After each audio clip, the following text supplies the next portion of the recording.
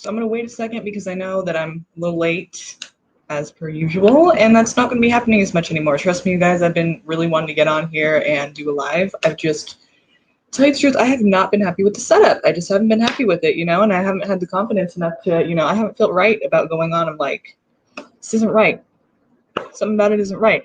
So I'm just, you know, trying to make it as cool and as you know, helpful as possible, and I just wasn't feeling it. So, you know, but every single day that I go to sleep and I didn't do a live, I feel like shit, you know, like, fuck, I need to get on there. So I'm glad to be here. Hopefully you guys are glad to be here too. I'll wait a little bit because I don't know if you guys are like, is she serious this time? You know, sorry about that. The last couple days I've been kind of like, you know, about ready to go and then just not feeling it. Just something about it, you know? So what's up? Trying to get a hang on everything, but we're here now. So let's enjoy it. All right. I'm going to start the list here.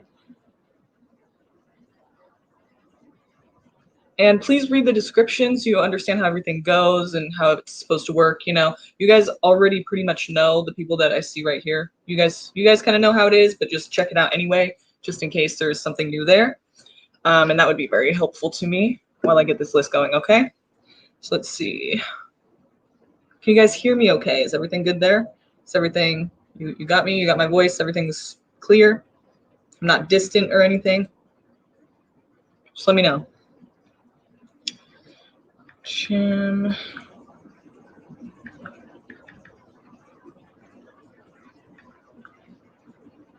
Desiree. Divine New 44.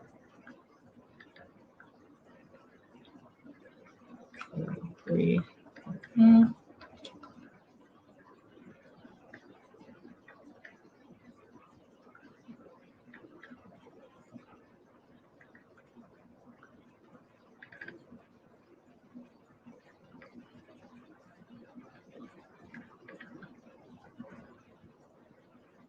Mo haha. That's a weird name, but that's all right. That's cool, I guess. Thanks for joining us. Yeah, so read the description, check that out, Mo haha, because that's kind of, you know, I'll explain everything to you. I don't know why I'm talking over there. That's where I can see you guys on the screen, but hi. So look in the description below the video. It'll explain everything and how it works and how we do things around here. So that will be very helpful to you. So you're not kind of like, well, what's going on? You know, just read the description and it should make sense. You know, it should make perfect sense after that. Okay, I'm gonna wait a little bit longer, just so we can get a few more people on the list, and we'll start, okay? So I'm excited. Oh yeah, let's light some sage. Why don't we?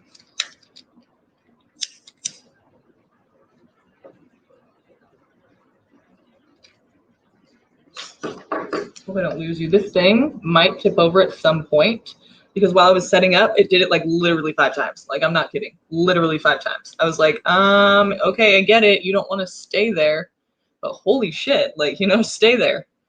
It was just kind of ridiculous. So if it goes down, don't say I didn't say so. Okay, don't say I didn't warn you, because it probably will happen more than once.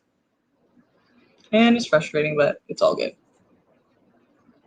Clear the negative energies. Only allow positive energies and get rid of all the negative vibes. Fucking A, of course. Sorry, can't answer right now. So yeah, get rid of all these negative vibes, get rid of all the evil and negative, if there is any evil and negative around, and only allow the positive to remain and the positive to enter while we're doing the reading. Okay? Sounds good. So, I see there's a few more people on here. Let's get them on. Cinderella.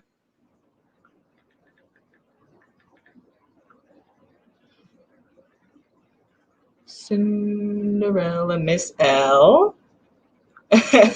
How you doing? Miss L.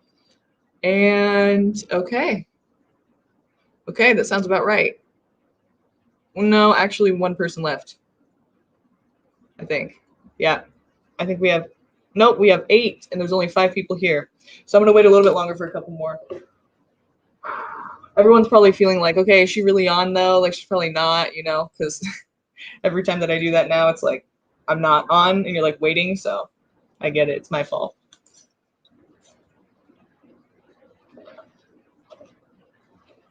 Supposed to give some people some time to realize, nope, it's for real this time. She's not bluffing. She's not fucking and flaking. But really, I just wanted it to be like looking good, and I just wasn't feeling like it was. I was just like, even now it's kind of but I'm just like, do it, you know, like I have to do it because I feel like I need to do it, you know. You guys, Moon Honey reached 1,000. Woo! That is so fucking cool. I'm so proud of her. She's been working so hard on her channel. Like, she deserves it all the way. You guys should check her out, Moon Honey. She's a tarot reader, of course. If you guys don't know her already, check her out. Moon Honey. Okay? Moon Honey. That's who she is, and she's pretty fucking cool. So go check her out, you guys. If you feel like doing that, I would recommend it and suggest it. She's very good at what she does. So that's why she has the 1,000 now. She deserves it. Okay. All right. I might just start anyway because I'm kind of getting antsy and impatient. I just want to do one already. So how you guys doing? How are you guys? How long has it been? Like fucking,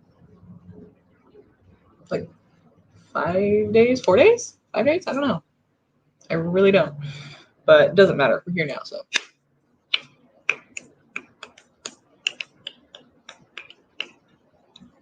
So the reason I have the computer like this too is because I'm going to be showing you the cards. So that's why that's that way. So, all right.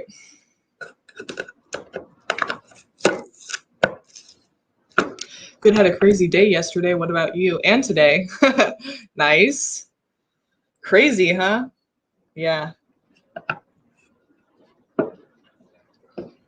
Yeah, it's been all right. It's been all right. All right, so I'm just going to start this. I'm just going to spin.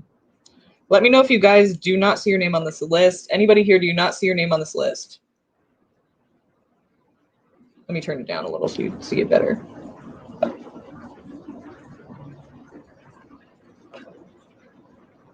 And that's 2 down. Usually there's more lighting, but this is like natural light today, so here you go. Anyone not on this list?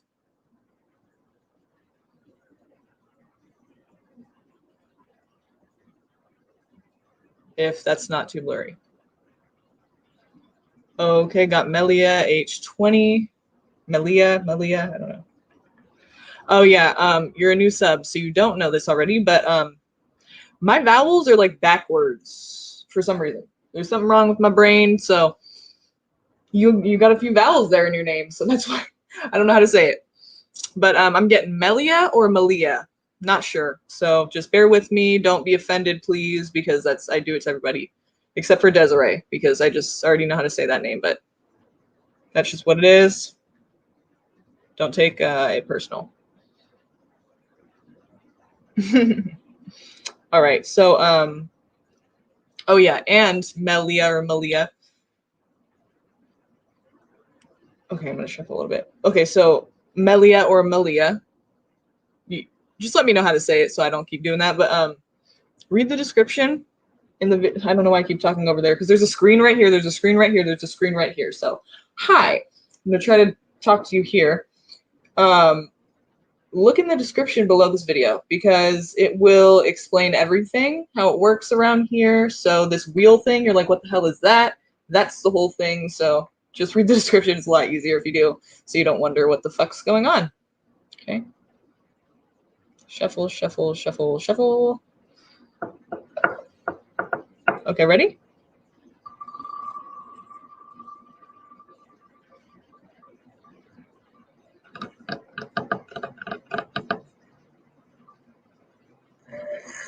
Mohaha! Woo!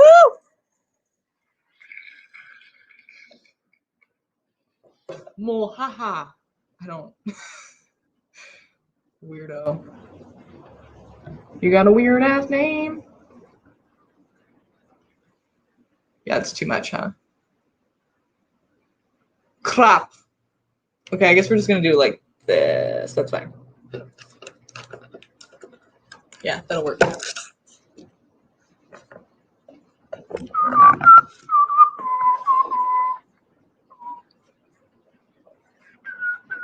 See, I'm barefoot. Okay. Okay. Do you have a question? Mo, haha. She's probably reading the description. She or he's probably reading the description. Like, this bitch told me to read the fucking description. It's so damn long. Okay.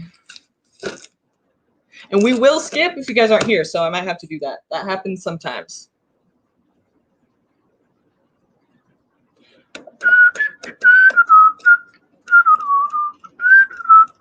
Okay, so another thing, this I didn't mention in the description, but I'll mention it right now. When we wait for somebody, like say they're not here already, like a lot of times they'll be here, a lot of times they won't, and we'll have to like skip again because they're not here. But when that happens, this is what we're gonna do. So I'll see you in 30.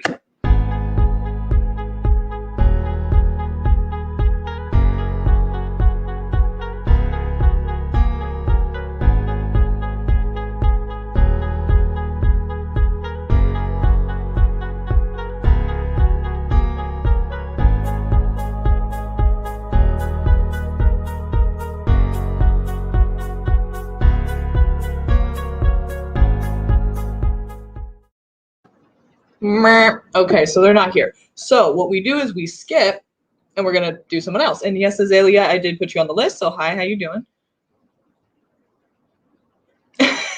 Are you doing the number thing? Oh, okay, never mind. You're doing the countdown. I was like, remember that time that I was like, pick a number, and everyone like picked like 80 numbers, and it was like, well, wait, you can only pick once, and everyone's like, oh, okay. It was funny. Okay.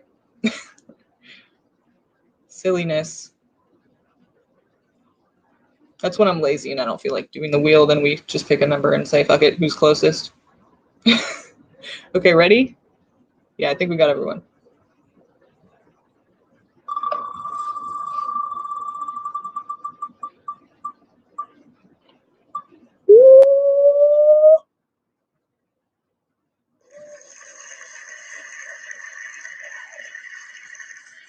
You hear that? Woo! Cinderella. Are you here with us, Cinderella? Cinderella, are you here with us? Please say yes, because I really want to do a reading for you. Your turn. She might not be here, you guys. It's okay. Tell your friends to get the fuck on here. But hey, if not, it's kind of cool for you guys because then you're like, hey, eventually you'll get a reading because it's like, I mean, I'm doing like 7 of them, I think I said. I don't remember. I don't know, maybe I didn't say, but let's shoot for 7. And if it's over, if I can do more, then we'll do more. And then that's even cooler. But I don't like doing the whole thing where I like, you know, I say 10 and then I'm like, fuck, I can't even finish because I go so in depth that I'm like fucking tired as shit. And I'm like, I'm not even hitting on the readings anymore because I'm just like exhausted. So let's shoot for 7. And then we will go from there. So the reason I'm not doing, yeah, so Mo, I can put you back on the list, but here's the deal. When you're not here, when your name is called, we'll wait 30 seconds. And like, say I'm about to spin again and you come back, then even then we'll go with it. But since I did spin again, it's kind of like you've been skipped. So I can put your name back on the list if you like. And you know what's cool about that is a lot of times people get picked again for some reason. It's almost like the wheel is like, you know, I meant to choose them, so I'm going to choose them again because they're supposed to, you know, it's like, I don't know, it's just meant to be. So let's do that if you are interested. And I'll put you back on the list. We'll see what your chances are of getting a reading again, which I'm telling you happens a lot. So I'm just going to do that. Is Cinderella not here? Okay, let's see. Love it. How you doing?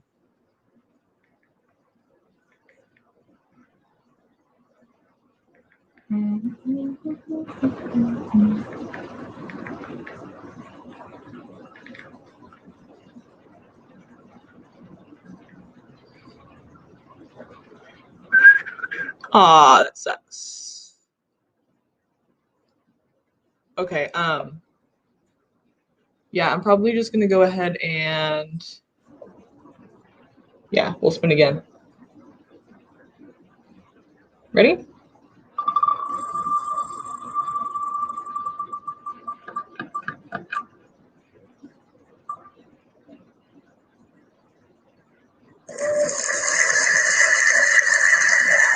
Oh shit. Melia or Malia. You're gonna have to tell me what it is, because we still don't know.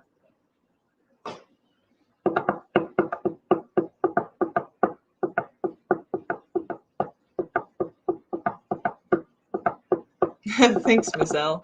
Yeah, it's been a while, so I'm just like trying to be on here doing this. Stop trying to be a perfectionist about shit, you know, and be like, just get on there and just, you know, do it. Okay, we're gonna take 30 for Malia.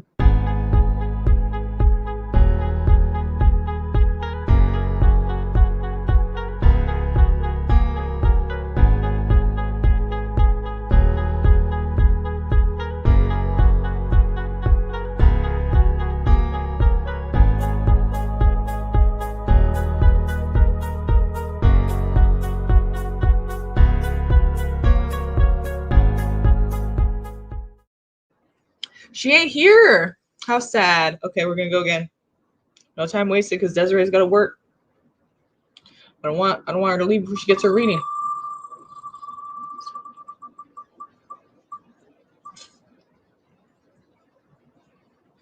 Woo!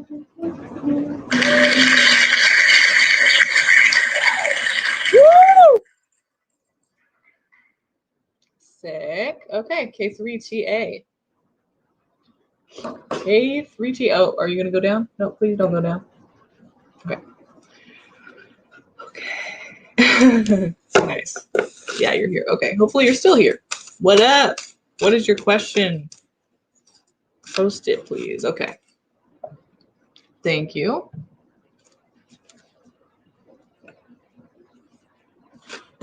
I love that fucking question, by the way. What's coming towards me? Like, what is coming in my direction? Like, it's funny. Every single time I get a question like this, by the way, it's probably going to say something just for, you know, just little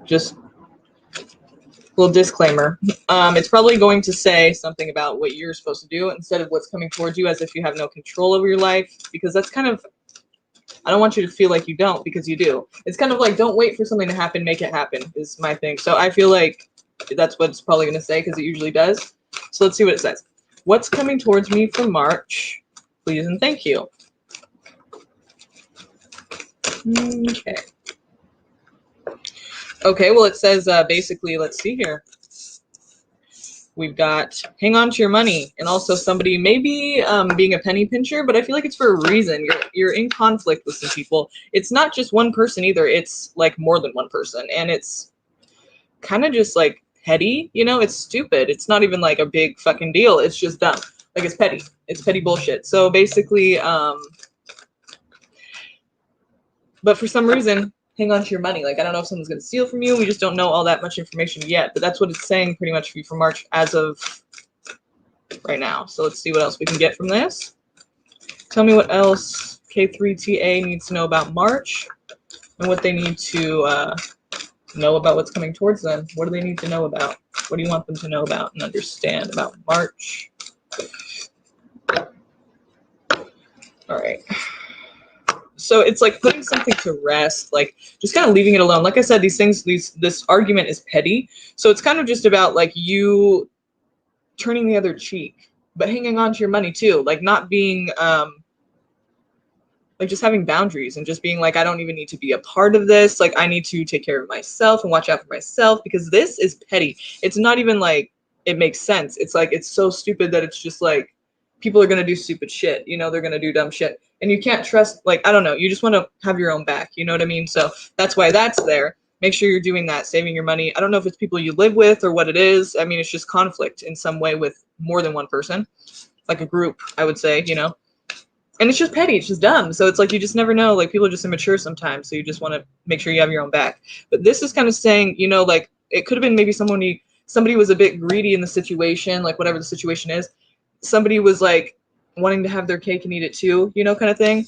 Because this card here is kind of talking about like he's got 9 cups filled to the brim and he's like, he's not sharing them, you know, he's perfectly satisfied with that. So he's just like kind of a greedy person, you know, that's the energy here. And sometimes, you know, it could mean like you're getting something you want, which is cool and all, but like in this situation, since there's this pettiness here, it seems like this whole thing is just kind of like somebody was being selfish, but they feel entitled to be that way. So it's kind of causing problems because people are like, no. And it could be you. I mean, you know, saving your money, or maybe people are boundary crossers and you're saving your money and you usually give your money or you usually help people out a lot or like lend money or something. And they're like all pissed off because you're not doing that. It's like, it's not even their place to be pissed off when you want to help them. That's up to you, that you can decide that, but they are kind of acting entitled. It could be that too. Something like that. So you're just kind of putting it to rest. I do feel like it is you putting it to rest though. This thing that's being put to rest, I feel like it's you putting it to rest. So it's like you're choosing not to deal with petty bullshit drama, whatever it is. And it has to do with money and somebody trying to like basically just, they feel like they deserve either something of yours that is not theirs, like it's yours. And maybe you've been giving it for a long time, but you just can't right now because you're saving up or whatever you guys fought. And it's just like you see now kind of true colors. You're like, okay, I'm going to like take a step back. And they're like not really too happy with that. But it doesn't matter because you just have to do it. You have to do it for yourself, you know? Don't give in to that bullshit. It's like, don't feel guilty over shit that's like, I mean, they're just being immature, it feels like. It just feels like a very immature, like doesn't even make sense energy. Just like, why are you being like that, you know? Ew. Like, we're not children, you know? Like, why are you acting like that's your place, you know? So, yeah, just basically like hang on to that money.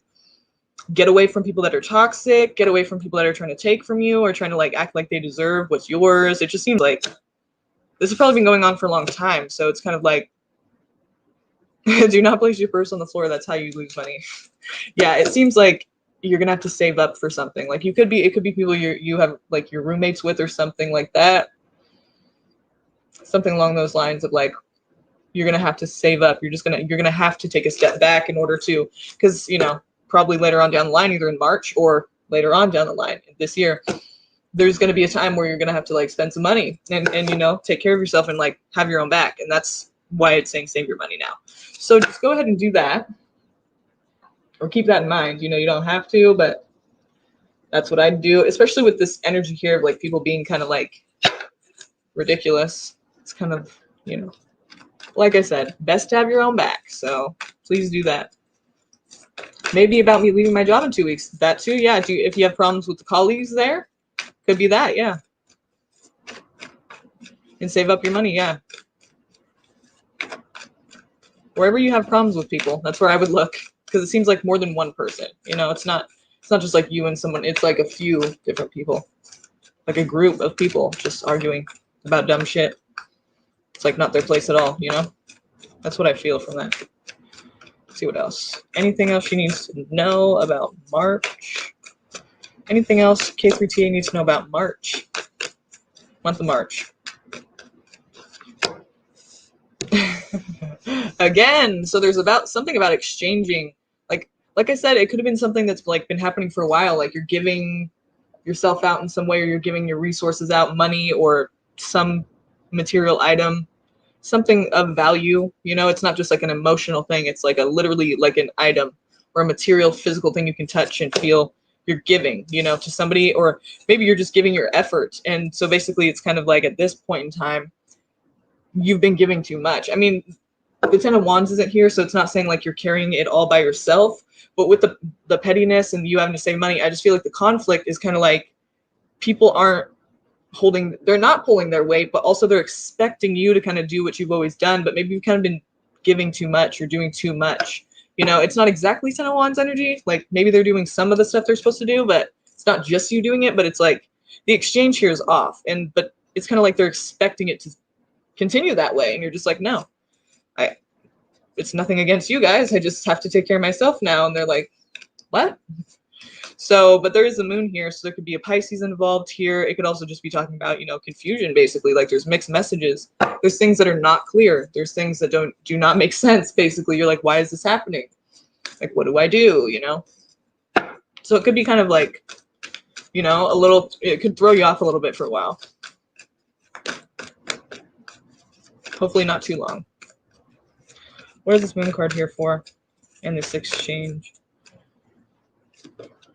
Temperance. So that's Sagittarius, but it could also just be talking about your peace and harmony, of course, is being affected by this. This is the moon. It is not going to be, I know exactly what I'm doing and what's going on and what direction I'm going. No, it's like, I really have no, like, what, you know, what does this mean basically? Like, and what does this mean for me and what I'm about to do? Like, what should I do? Because now I'm kind of confused, you know, it's kind of like your whole, you know, you're kind of thrown off a bit. So these people could be really affecting you. And I feel like it's because for so long, it's been a certain way, but that way wasn't necessarily right, you know, for you, like to you. That was kind of unfair. So it's still an unbalanced exchange, you know? I don't really think these people are needy, and I don't really think you're the one who's superior. It's like, but they're just kind of, it's been put that in that position maybe because they're lazy or they're just expecting more of you. You know what I mean? And you're like, I'm good. Like, and you're not even doing it in a way of like being a bitch or like trying to like make a point. You're just needing to take care of yourself, and people are like not used to you not helping them, is what I'm getting from that.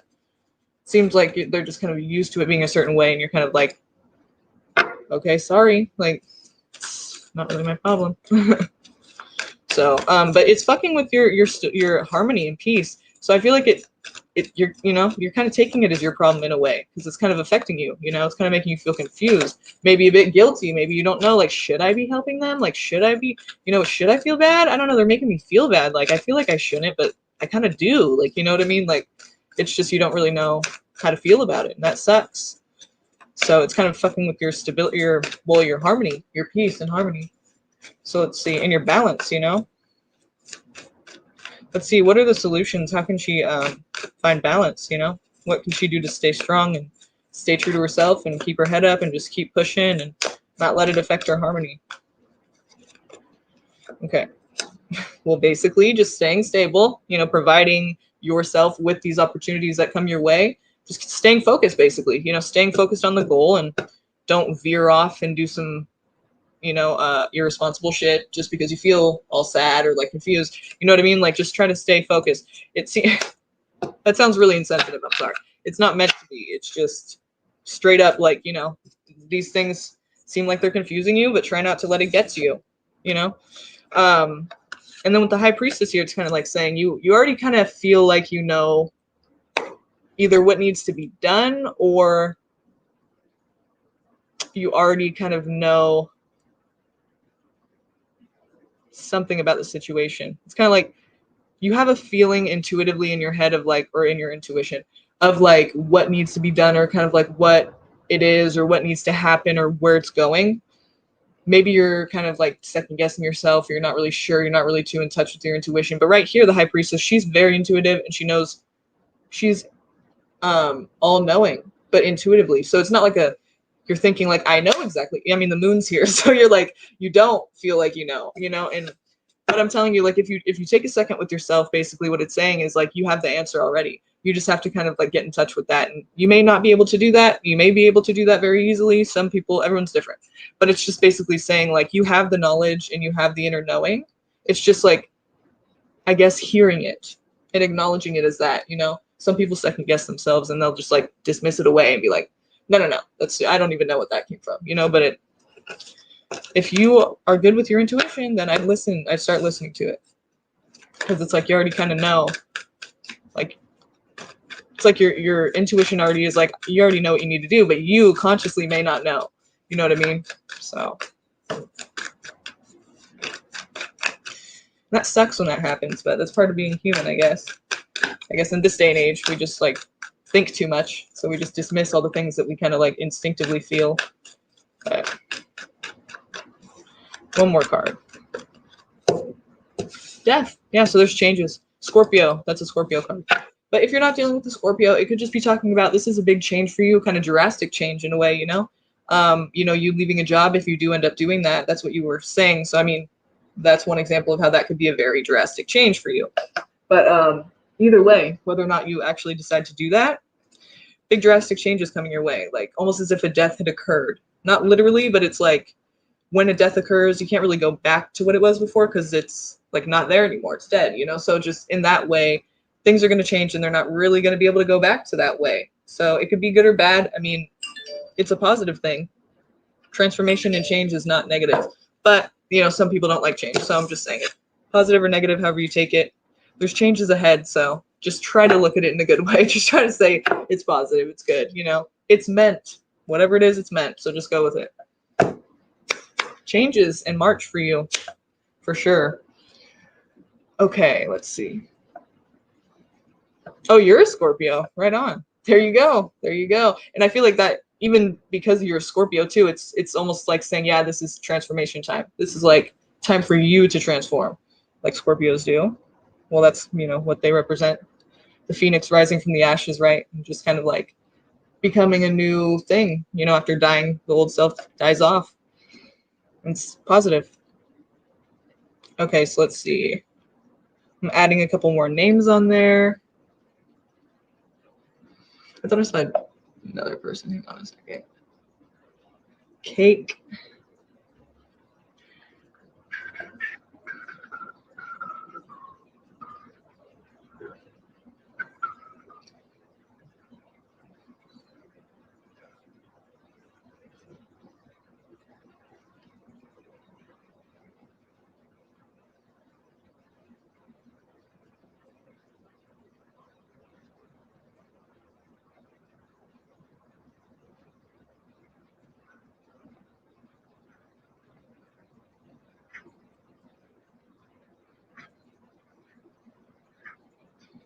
Okay. I think we got everyone on here. Yeah. Okay. Okay.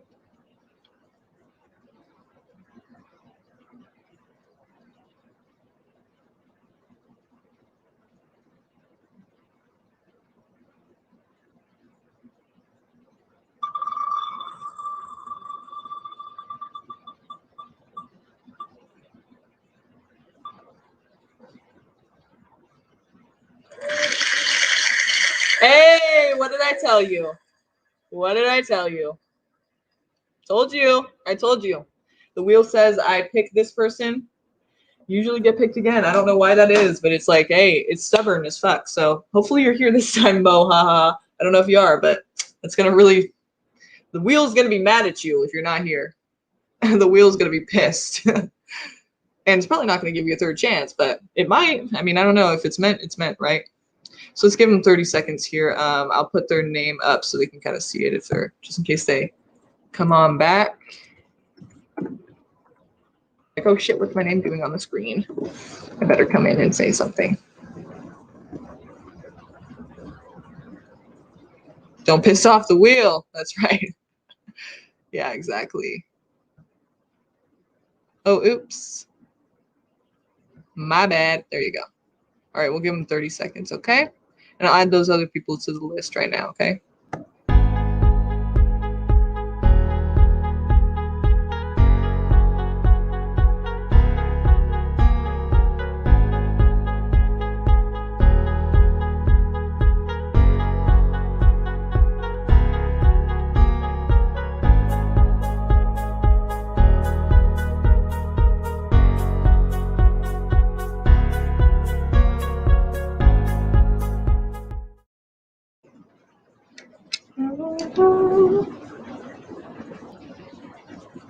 Okay. Yes, that's so much better. Okay. Let's see. They're not here still. Boo-hoo for them. The wheel's gonna be pissed. Okay, Mohaha. Mohaha. Sucks. Okay. We'll just roll again. And I did put you on the list, LNE. Yeah.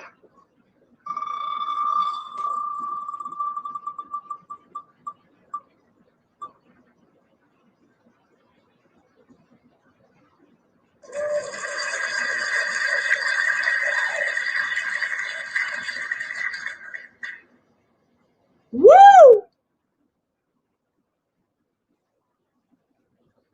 Divine New, are you here?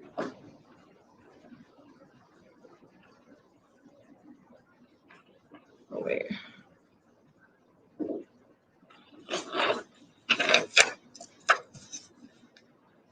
Who do we just have before this?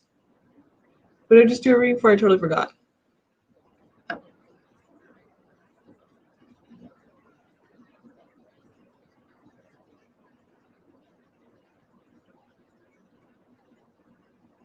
K3TA. I'm surprised I remember that shit. Wow. There's so many usernames and shit that, like, you know, putting on the list and everything, I'm just kind of like, I just forget. Like, right after I do the read, I just forget. Like, I don't know why. It's just, there's so many names. It's just like, fuck, I forget who I did that for. I have no idea. Okay, so Divine New. 44.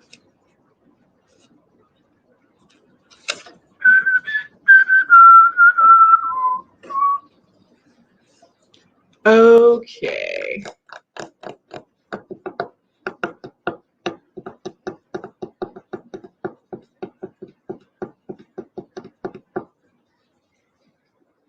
Gotcha. Okay. What are S's thoughts about me? We are good friends, and he is super sweet, and we both connect and vibe when we see each other. So, what are his thoughts about you? Okay. Good question. Let's see. Well, let's see the main energies here. What are his thoughts about you? What does he see in you? Okay, so it's like you're it's interesting. Okay, so either he sees you as exciting and fun, or he sees you as kind of careless and like you don't think things through all the way before you do them. So let's see what this is about, because it's kind of talking about somebody waiting too. Somebody kind of just like waiting there, not taking action. So it's kind of like not somebody that's taking action too soon, right? That would be kind of the opposite. So let's see. What is the Seven of Pentacles? Well, yeah. What's Seven of Pentacles here for? What is it here for? It's all good, Divine. It's all good. At least you're here, you know, for your reading. So, okay. All right.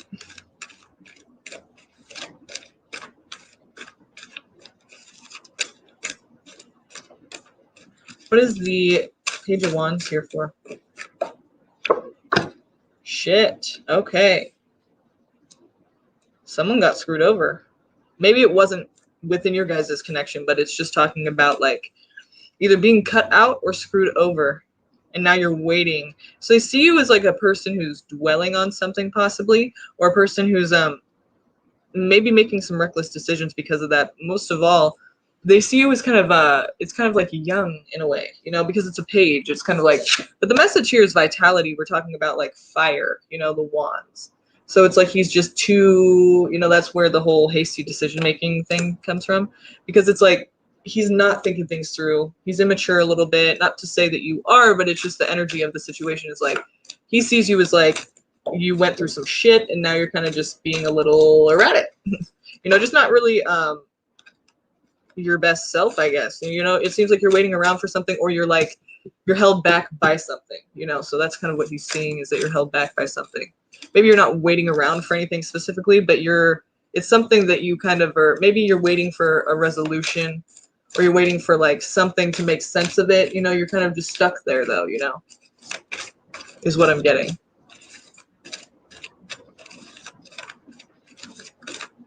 So let's see. Let's see. What?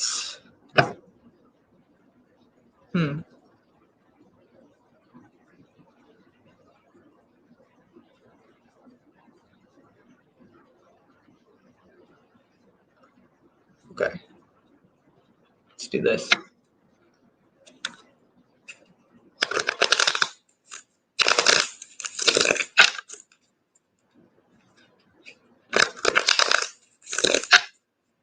Let's get potential outcome for these two. Romantic, platonic. What's going on here? What is the significance of this person in his life or in her life? Oops. What is the significance of this person in her life? And what? And is he a fire sign? Is he fire? Oh, which would be Aries, Leo, or Sagittarius.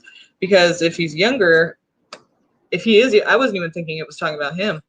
But if he's the younger one and he is fire, then yeah, I guess. But it's talking about how he sees you. So if we're talking about he's a younger fire sign, he's not a fire sign though, huh?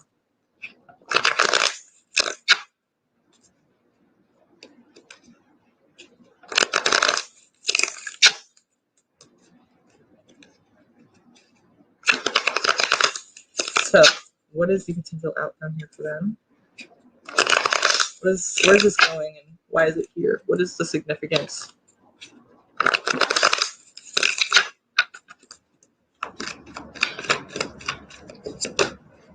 Wow, that took a twist, didn't it? Okay, that's better. Whew, okay, so to me, it's like saying, it's like healing. Because I'm like, where is this headed? And then we see heartbreak first, so that's scary. But then we see someone working really, really hard. So I wouldn't say they're working hard at heartbreak. I would say basically what they're working hard at is healing. And this could be what he's here for, is to help you heal a little bit. Even if it's just as friends or if it becomes romantic, it seems like, your heart's going to heal. It's like you're working very hard at that already. And so it's kind of like this person, obviously their significance is to just aid with that or to just be kind of, a friend or something. It could be a lover eventually, but we're not seeing that. We're seeing more something about personal, you working very hard at something and being very kind of passionate about it and into it, working very hard at whatever this is. But heartbreak, talking about pain. So it's like he came in at the right time almost. It's like he's there for that reason, seemingly. So let's see. What are his intentions with you? Does he have any? What are his intentions? Where does he hope that this is going? What does he want from this as of now? He might not know yet, might not be anything yet, but let's see. Or it could be, Okay, where's this going for him in his mind? If we can talk to him real quick. What is he seeing in his own mind? Even if he wouldn't say it to us, in his own mind, what is he seeing it going towards? What does he think this is? What does he think this is for?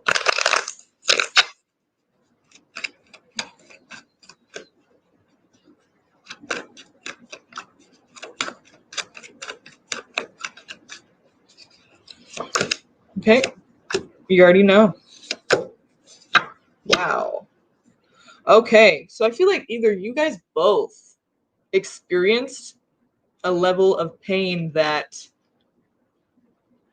he's taken. I hope she does right by him because he's a good guy. I do like him, but I would never cross that line. Well, good for you.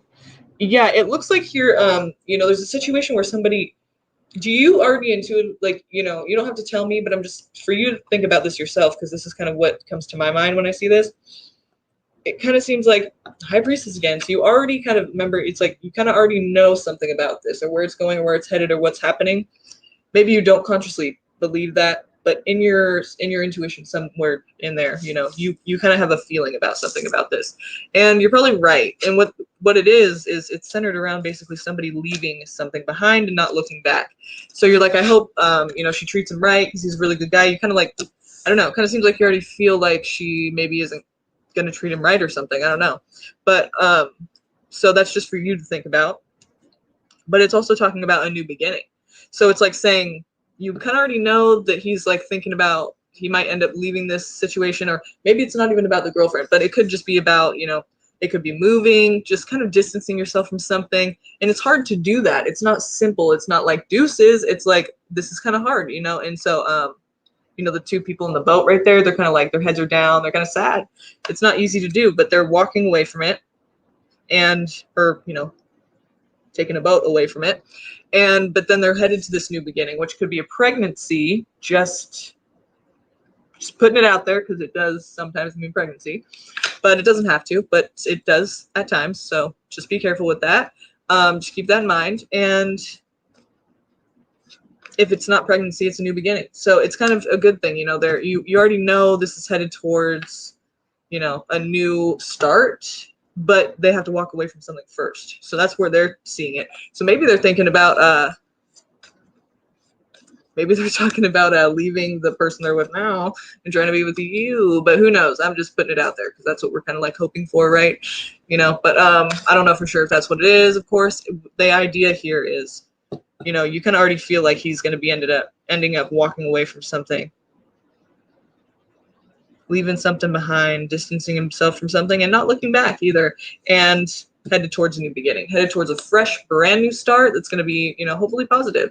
That's the idea with the Empress. It's like a new, fresh start, something new, the birth of something, you know, maybe not literally or maybe literally, but it's just the birth of something beautiful, you know, and just newness is beautiful, you know, something different, something new, something fun. Like it's fun because it's just, we're doing something, we're experiencing life, you know? So it's cool. Yeah, and it doesn't even necessarily have to be about his relationship, but it could be.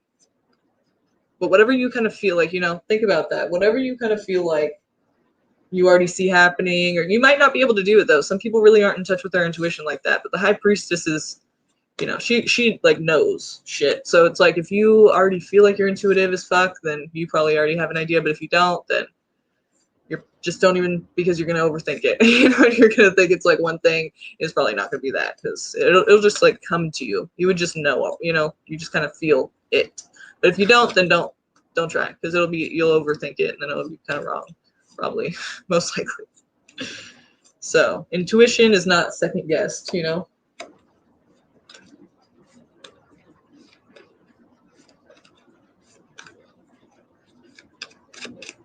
What is the Six of Swords about? If we can, what do we need to know about the Six of Swords? What would you like us to know about the Six of Swords if you would like us to know about it? As of right now, what do we see that as being or meaning? Ace of Cups, yep.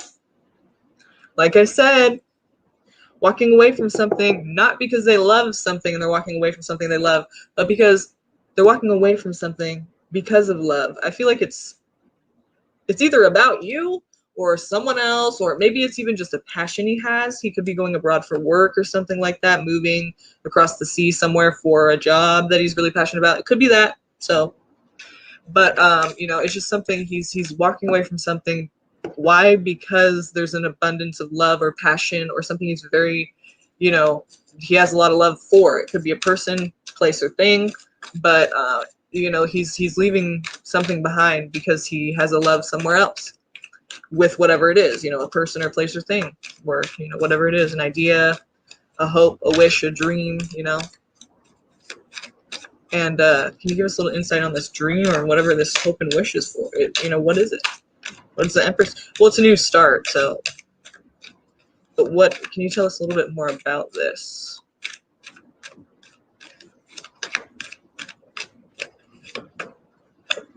Of course.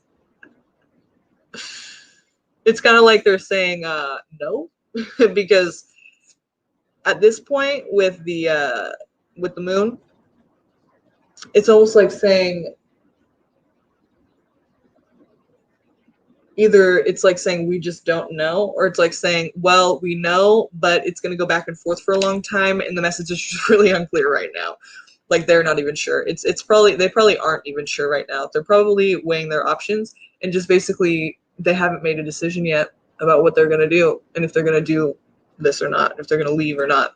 So maybe they just, you know, it's not set in stone yet, because in that person in their own mind, they haven't even decided what they're doing. But it's out there, you know, it's a possibility, it's an option for them, so they're going to be leaving something behind, it seems like. And then they're going to have a new start, something they're very passionate about. It could be love, it could be a job, it could be anything, but... And the cards are saying that you basically kind of already feel like you know what this is, so just try to do some meditation, try to figure that out. I mean, you don't have to, but if you're interested, yep, see, told you. Told you. Weighing their options. What they're doing right now, because they're not sure yet what they're going to do and how they're going to do it, but they're going to, and they're going to leave something behind. And you start with the Empress, could be pregnancy, so be careful with that if that's not what you're wanting. And if it is, then right on, cool. Just, you know, do what you need to do about that if that's you. Could mean just new beginning though, so doesn't have to always be so like serious. Like you're gonna have a kid, oh my god. Maybe not. Maybe not. You might not. Mo. Jarls. You got scared. A second time. Anyone who does it 3 times in a row is getting blocked. No, I'm kidding. I'm just kidding. You won't get blocked. But it's just like, damn. That sucks. I feel bad. But it's like, it is what it is. Should we put you back on the list? Do you want to be on the list again, Mo? Because it might happen again. I'm telling you, it might happen again. Because, like I said, it happened again. You know, the wheel is like a stubborn bitch. He's like, he or she, the wheel, is like, I picked that person. I want them to get their reading. You know what I mean? Like, for some reason, that happens a lot. So do you want me to put you back on the wheel? Because I can. I can do that. I will do that if you want. If you don't want, then I won't waste my time. But if you do want, then I don't mind. It all.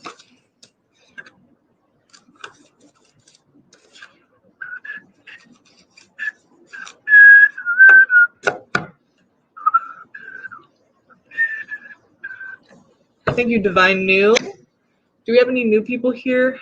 I think we do have a couple, don't we?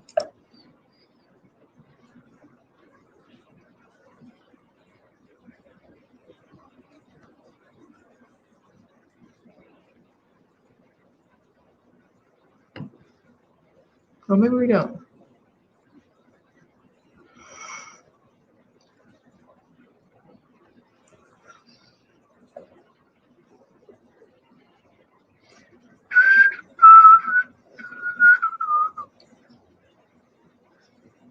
Yeah, I don't think we do, actually. My bad. No problem, Divine. All right.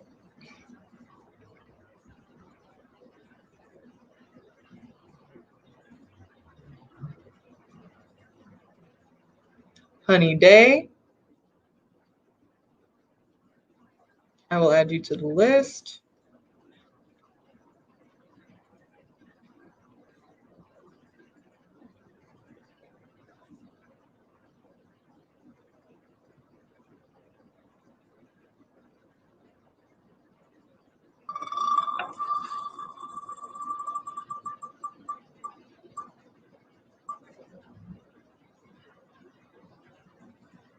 Love it. Woo! Love it. Love it.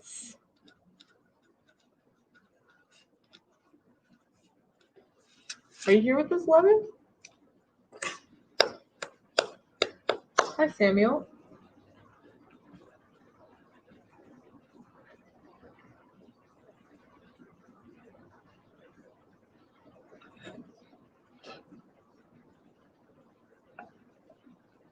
Oh, look, that's funny, huh? It tries to correct it. Samuel UK. It remembers you. I don't know if you could see that, but I am well. Thanks for asking, or thanks for, saying that. Hope you're well too. How's it going? Actually, Mo, haha, it's a third chance, but I will give it to you for sure.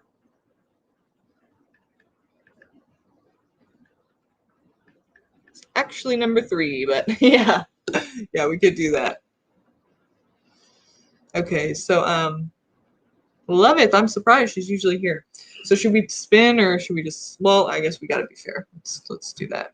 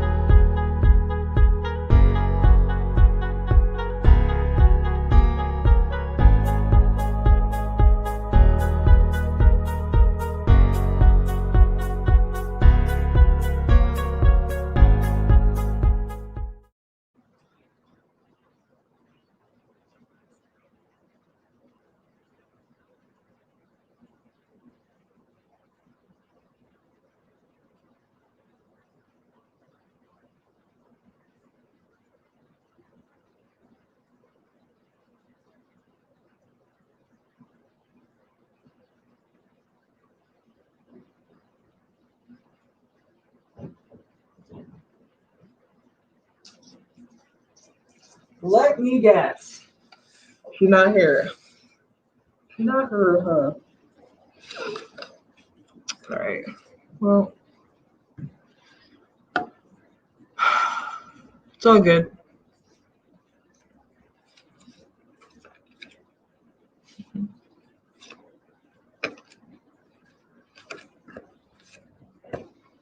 All right, so let's spin again. I'm surprised. Wow. I haven't wrote her down like I thought she was going to be here. It's funny. Random. Okay.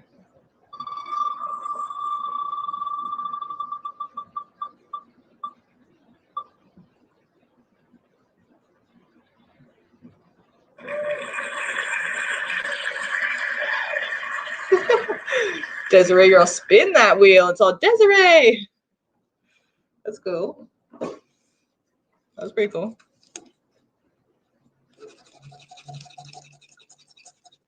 That's funny when that happens like that.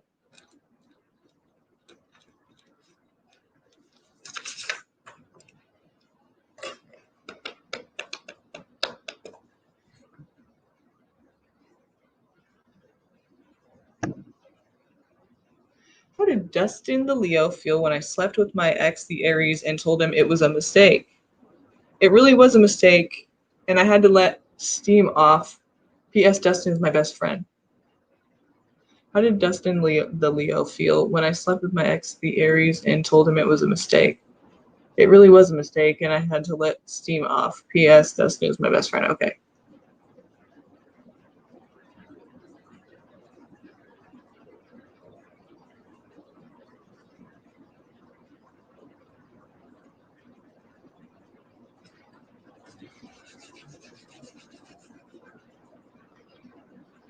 You're so pretty.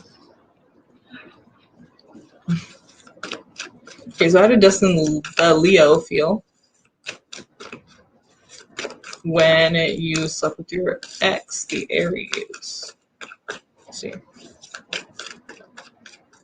What did he feel when he found out about this? Did Dustin, what did he think about it?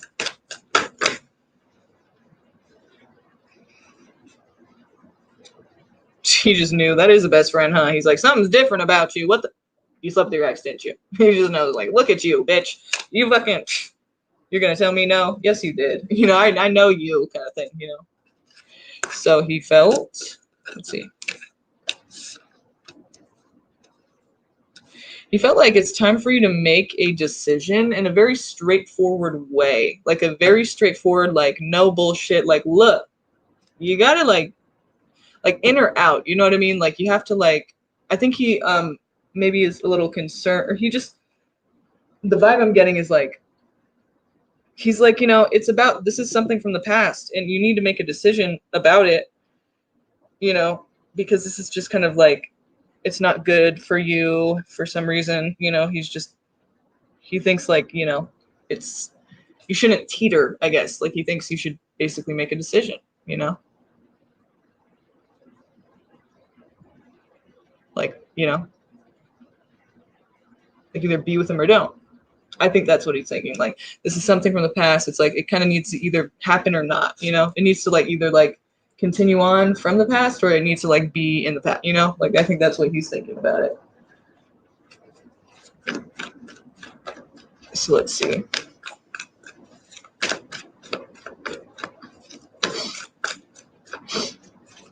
I used to have guy best friends too. I don't have any now. It's funny.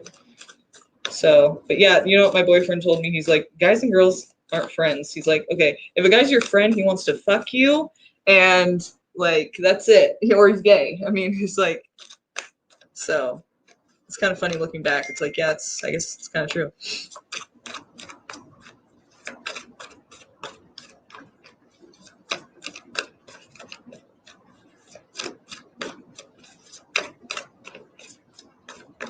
Like, I never looked at it that way, but I was like, no, they're my friends, you know? It's like, no, they're not. Like, yeah, they want to fuck you. That's probably why they're your friends. Oh, no. Okay, well, you know, now I see it, but back then I was just like, what? We're just chilling. It's like, I'm not saying you're a whore. I'm saying guys don't they're not friends with girls unless they are trying to fuck them. But I don't know if that's always true. But I mean, probably most of the time, yeah. Okay, so.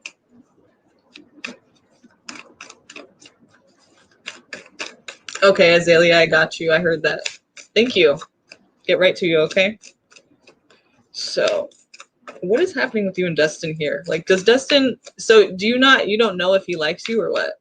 You don't know if he likes you, or you guys have that, like, tension there? Or is it like I don't know. Let's see what's going on. Let's see what, the potential outcome is between you guys. And,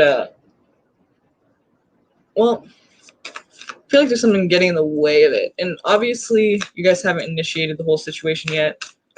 I don't want to just assume, though. I have a whole shit ton of ideas going in my mind, so let's just see what the cards say. That should be helpful. That's what we're here for, right? Not like Katrina's wisdom hour. Like, no. I don't care what you think. We want to know what the cards say. We want to know what the likelihood of what's going to happen, you know? But we have free will, so remember that. It's not just all the cards. It is you, too. What do we need to know about the situation between Dustin and Desiree? What would you like us to be aware of and understand and know about this year, their relationship, their friendship? Is it gonna, like, what do we see happening and what can we expect and what do you want her to know? What do you want her to know about Dustin and that situation?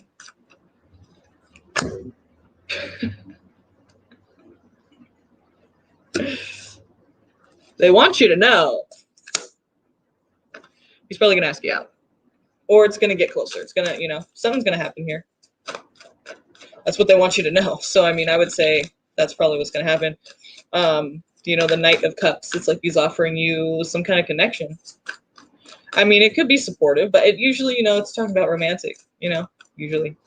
So, anything else we need to know? I beg to differ. Look at that. Yeah, I don't think he likes me.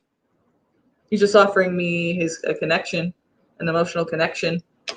It's not just talking about like sex or something. Like this is, although the knights can be charming, but they're not always pieces of shit, players or anything. I mean, I don't know. It seems to me like he's going to offer you connection. He's going to try to get closer to you and he's going to want something. So let's see, what else, anything else that we need to know? Let's just get a couple more cards here. What else do we need to know here? It's 3:33 right now? Oh, for you guys, 1:33 for me. Shit. Where are you guys at? Okay. Well, that's good. Oh my god, I'm so happy. Okay, I'm excited for you because to me it seems like it's saying, when I first saw this card come out here, the 9 of Pentacles, it seemed like it was saying it's going to be a stable connection. It's going to, like, I'm like, okay, what do you want us to know? Boom, he's going to ask you out. What else do you want us to know? Any last things you want us to know about the situation? Boom, it's going to be stable. That's what I'm getting. Then we get the Ace of Cups, so even more so. I feel like it's actually going to be a relationship, and it should be a fairly happy one. I mean, it should be a stable one. It seems like, not only like stable because Pentacles, but what this 9 of Pentacles means is, it's her. She has all these pentacles around her, so she's basically, she's got her shit together. And at the same time, she's also she's tending to this garden around her. She's, keeping it alive. And the bird in her hand right here, it's like she's helping that bird too. So, I mean, she's nurturing. She's not only able to take care of herself and self-sufficient, but she also is extending that to other people. Like, she hasn't, like, isolated or become to the point where she's like, mine, she still is open and giving. So I feel like it means like you guys are that way with each other, like very stable and also giving towards each other, like open to taking care of one another when needed, but not in a way that one person becomes dependent, because that's not really what this is about. This is about she's self-sufficient. So, and it's not necessarily saying that, this garden or this bird are dependent on her. It's just the idea of like, she is self-sufficient, but she's also nurturing. And so I feel like that's a really good thing to see, in a relationship, especially with the Ace of Cups coming out right after. It's like, to me, there's just a lot of love there, and there's a lot of genuine care, it's like, I don't, like, I want to say respect, but it's more of like, I mean, yeah, it is kind of like respect, because, if you really care about a person to where you're going to like take care of them and be there for them, like you obviously respect them, it doesn't seem like it's like a negative thing at all. It seems like, you know, I cringe even trying to like say, oh, it could be stable because things a lot of times aren't. But like, you know, the cards are saying, to me, that's what it's saying, that it's going to be a stable thing. And shit, you guys have a lot of love in this situation. That's really cool. I like that. Positive. Yeah, it's almost like you think he doesn't like you, and then you don't even know. If you seriously think that, like, you know what I mean? It's like, that's a no-brainer to me right there. That's pretty cool. I like that. It's cool. Fuck yeah, you are.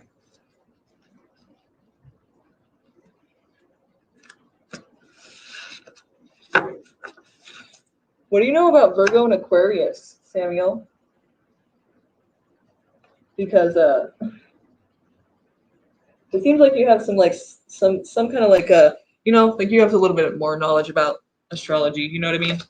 Like it's not just like you're saying, oh, but you're saying like, you know, they're fixed. So the loyalty thing, like there's just, you know, I don't know if I necessarily would have made that kind of like just, you know, that connection with it. So I'm just curious what you think about, you know, Virgo and Aquarius, because I feel like you would be able to say it in a way that I would never thought of, or like maybe I haven't thought about this part of it before or something. Just curious.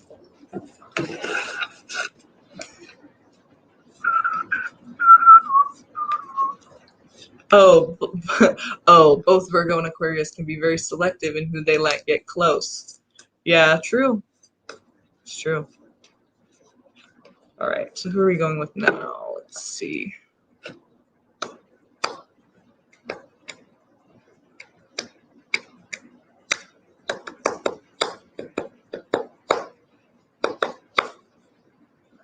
Yeah, it definitely was me who extended first.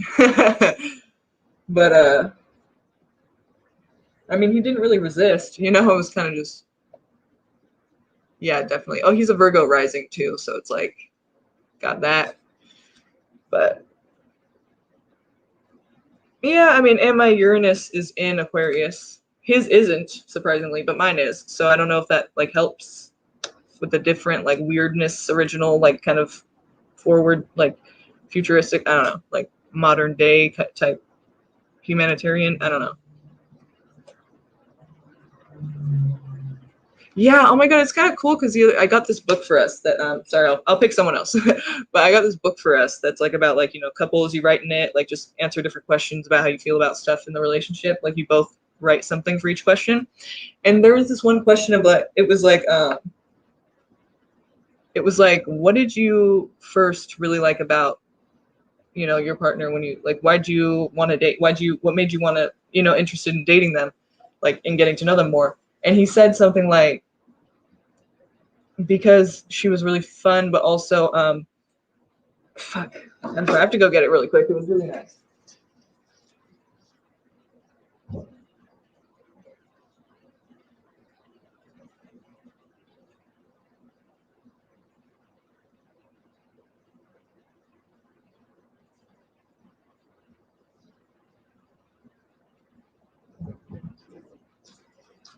Sorry, we're sidetracking, but this is really cool. You guys should get this. Questions for Couples Journal. I don't know. It's really sick. I like it a lot. It's cool. Okay, so.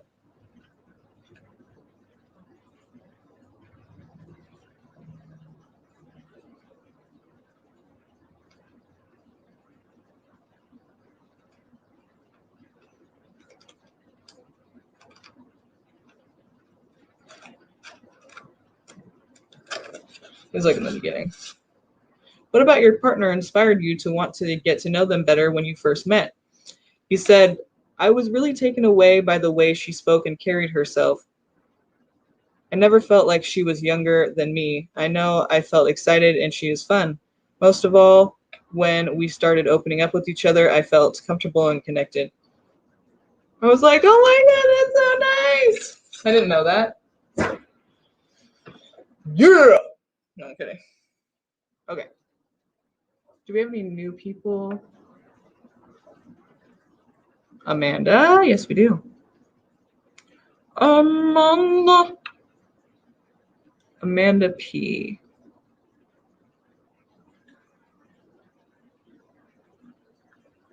Okay. Do we have anybody else? I'm just checking.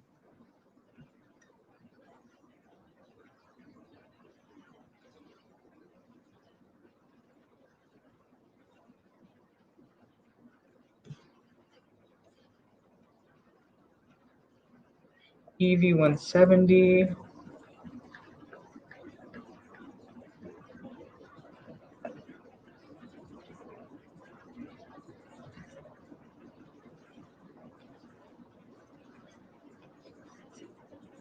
All right. All right. Oh, wait. It's Azalea. Did I do another? I did not do somebody else, did I? Okay, I just did Desiree. Okay, good. Woo! I almost skipped Azalea. Where are you at, Azalea? You're supposed to tell me. No, I'm kidding. I'm supposed to remember. But I did remember, so I did. Thank God, because I almost forgot. I would have felt so bad. Okay. Are you here, Azalea? If not, we'll come back to you. Okay, cool. Thank you. All right. Guidance on approaching my friendship with long-distance friend MV Sagittarius, please. He said he loves me, but not romantically, which is confusing because we exchange flirty texts. Okay, those Sagittarius, right? Let's get the fuck out there with them. Because damn. I'm sorry. That's weird. Yeah, that is kind of weird. It's like, is he trying to confuse you? Okay. All right, so guidance on approaching my friendship with long-distance friend. He said he loves me, but not romantically. Why would he say he loves you if it's, like, how did that come up? You know what I mean? It's like, I don't know. It's weird. He said my emotions overwhelm him, but he loves me for who I am. Okay, so it is a friend then, but he's pretty much saying, I can't be with you because you're a bit much, but, I respect who you are, and I'll accept you. Is that kind of the deal? So, guidance on approaching your friendship. So, because you want to be with him, because guidance on approaching your friendship, well, you've been a friendship already, so is it getting awkward or something? Like, what do you mean exactly guidance on approaching it? Like, what's your end goal? Like, what are you wanting help with? Like, why are you having a hard time with, why do you need guidance? Like, what are you trying to do? Like, you're trying to approach it and get a certain result or outcome, right? So, like, what are you trying to do? We're supposed to meet in September. So you want to be more than friends? Like, you want to approach this and figure out how to be more than friends, or you want to be like just friends, or you just don't want to be awkward, or like, what do you exactly mean? Like, it's like, should I pull away, ignore his texts? I don't know. I don't know if you should do that, but do you feel a little bit dissed? Is that why you kind of want him to like miss you or something? Is that because I don't know. I mean, it's pretty honest what he said, if he like he said if he said that I mean, obviously he said that. That's what you said he said. But he's saying your emotions overwhelm him. Yeah, gotcha. Okay. So it's like, yeah, I don't know. I mean, it's pretty honest right there. Right to say that. Like, he's like, so let's see. Is there anything here that we need to know? Like, can he like, how does he, let's see how he feels about you first. Let's see how he feels about you. Then we'll use the Romance Angels Oracle to see kind of what's there in between you, So what does this Sagittarius feel about Azalea? Like, does he really like her? I mean, to me, like, he's pretty honest by saying, like, your emotions overwhelm me, but I love who you are as a person. I mean, what does he want out of this? Is he just wanting to be friends? Like, because, I don't know. It just seems, like, what are his intentions? Let's figure that out first. What are his intentions with you, Azalea? What are MV's intentions with Azalea? Please.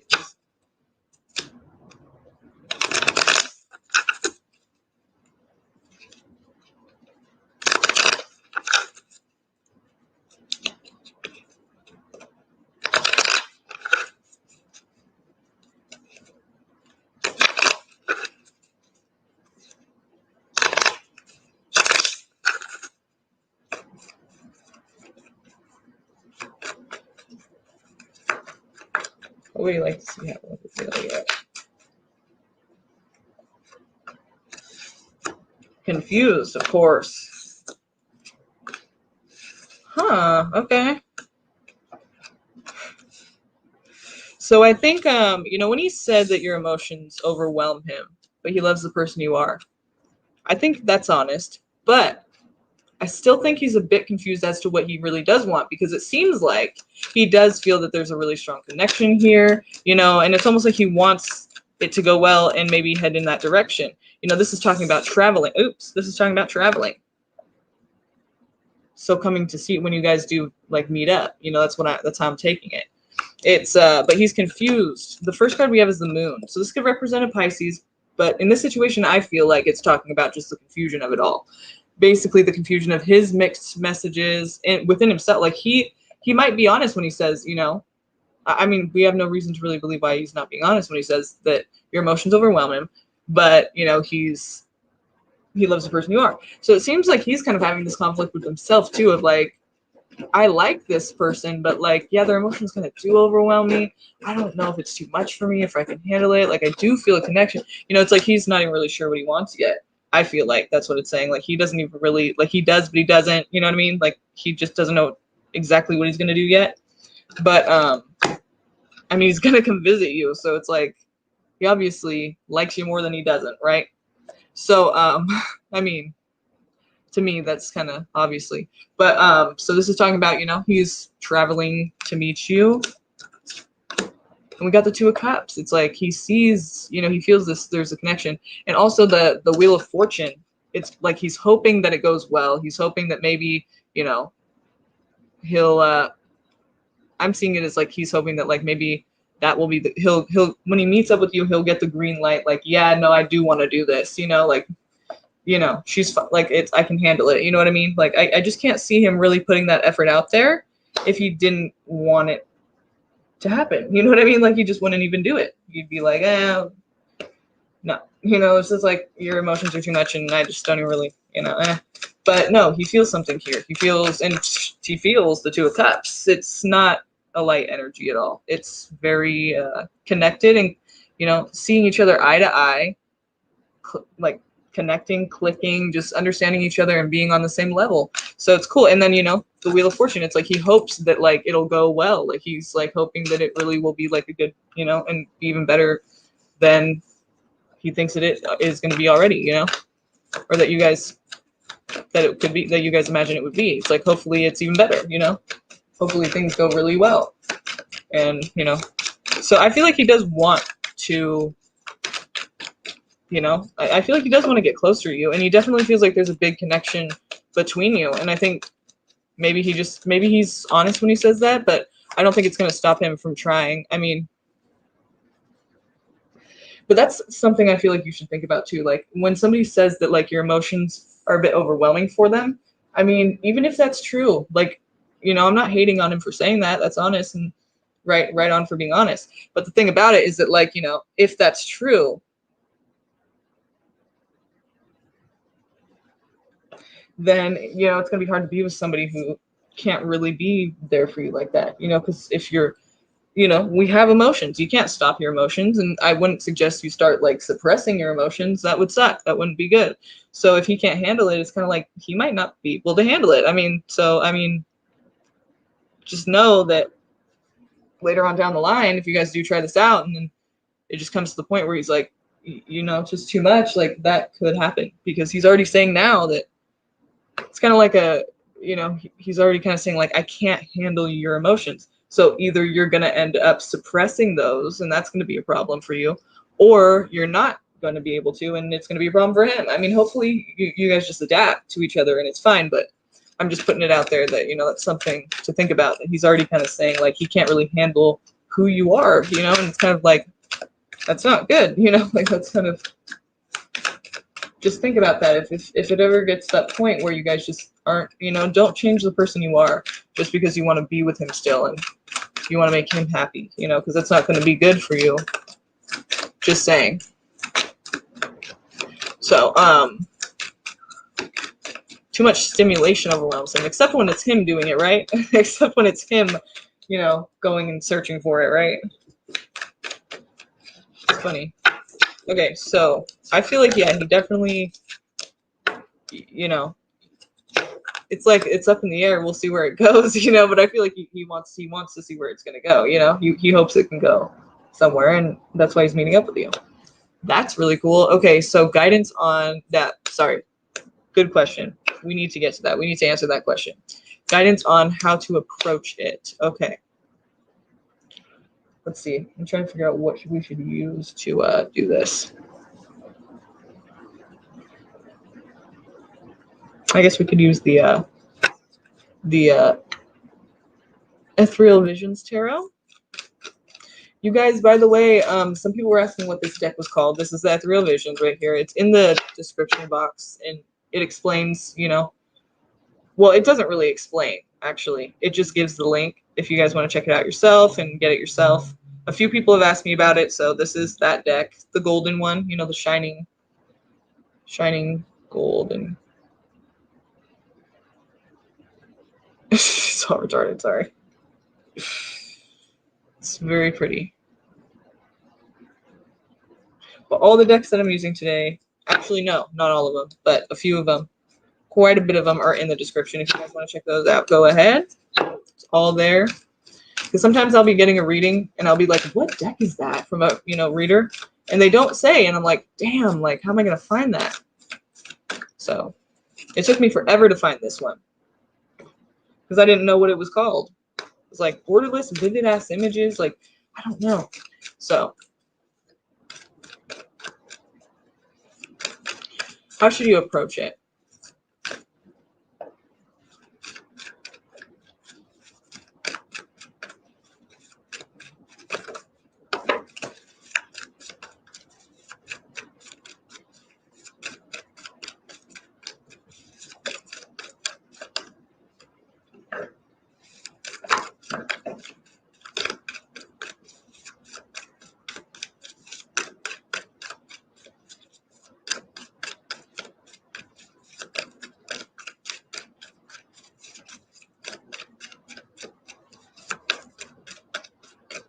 What does she need to know about? What do you suggest for her to do in regards to how she should approach it? What does she need to know, be aware of, and keep in mind? What's some good advice for her? Oh God, you guys are opposites. Sag and Gemini. Opposites. It's probably interesting. 10 of Pentacles. Okay. Queen of Pentacles. So it's funny because we're talking about emotions, right? And it's kind of like saying, like, you know, the Queen of Pentacles is definitely not an emotionally overwhelming person. So I feel like it's kind of saying, like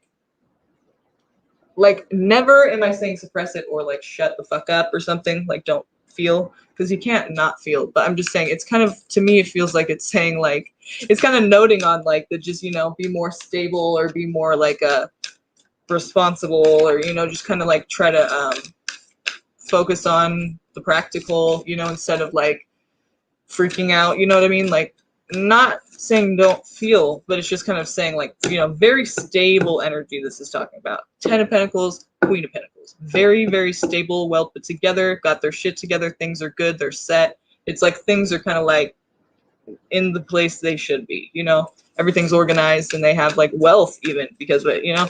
It's like just kind of an abundance of wealth. And it's like, and it's not necessarily saying you're going to have money, but I mean, it could obviously be saying that you're going to have an increase in money and things are going to be going well if you're able to harness these energies, though. You know, like, you got to focus on those things. You got to focus on the goals and, you know, achieving things and like taking care of your priorities and responsibilities and all that.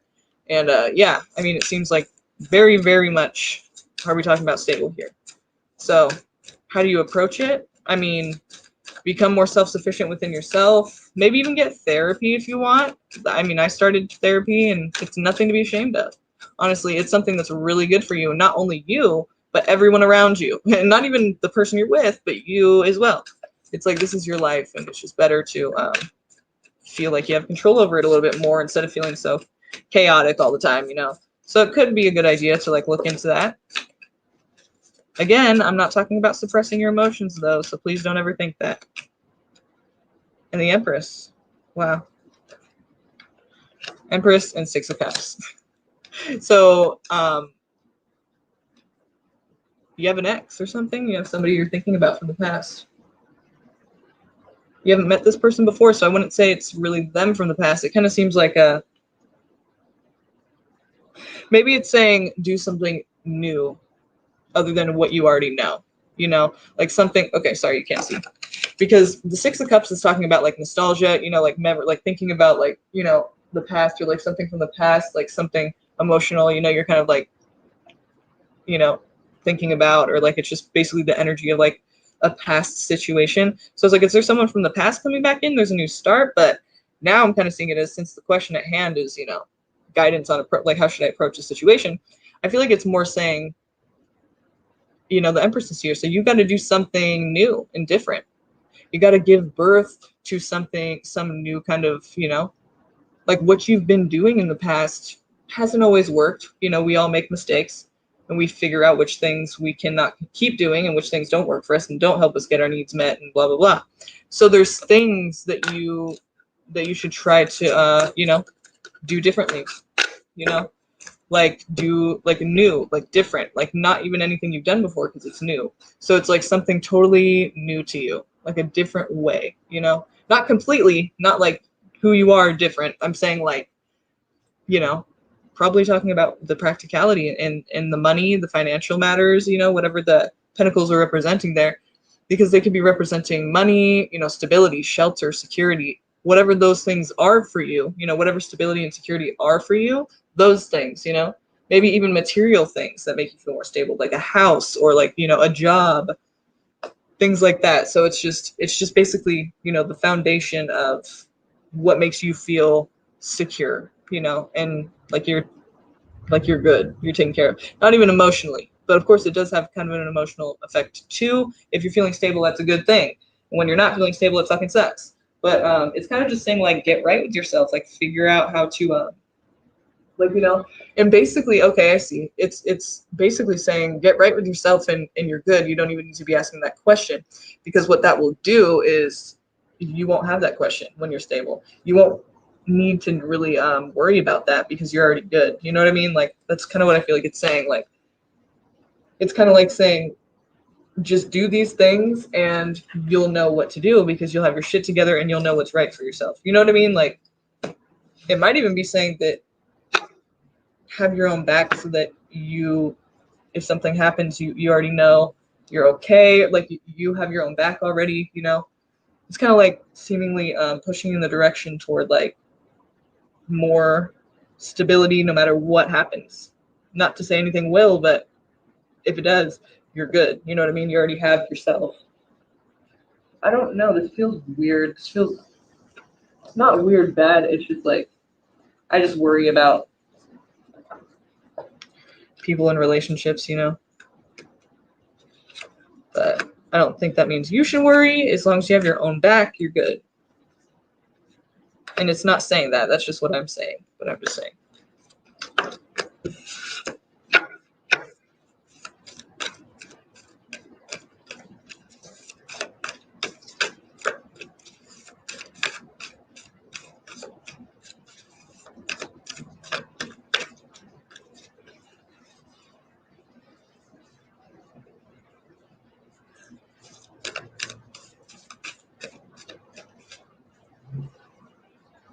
There you go. Thanks for putting it in sometimes we need a guy here to kind of explain.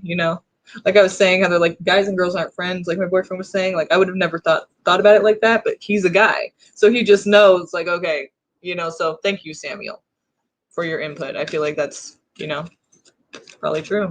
Because he's a dude, he knows kind of dude language, right? I mean, of course not, there's not like a rule book and shit, but I mean, I feel like that's good input. Yeah. Okay. Do we have anybody new? I'm just going to show you guys the list. And then if your name is not on this list, just go ahead and let me know so that I can put it on there.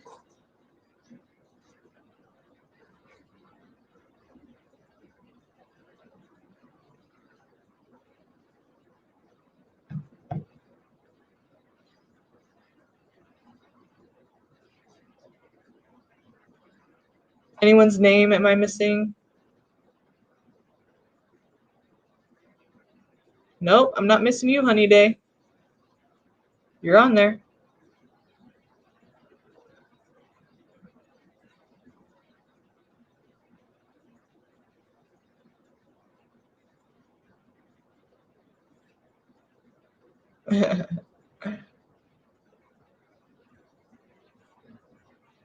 It's about choosing you at random, so I'm not being selective. It's not in my hands. Because I can't do everyone. So that's just the way we do it around here. I think it's pretty cool because it's like, you know, if you get chosen, you get chosen. If you don't, it's like, sorry, I didn't mean to. You know, it's not like I didn't choose you. You know what I mean? It's not like I'm looking through the list and going, who should I choose? Nah, yeah, nah. You know, it's like, not up to me.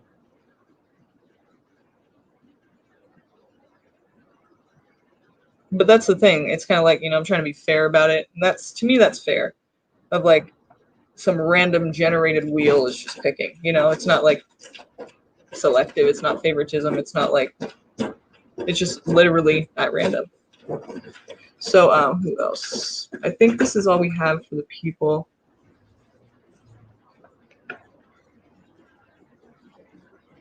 Okay.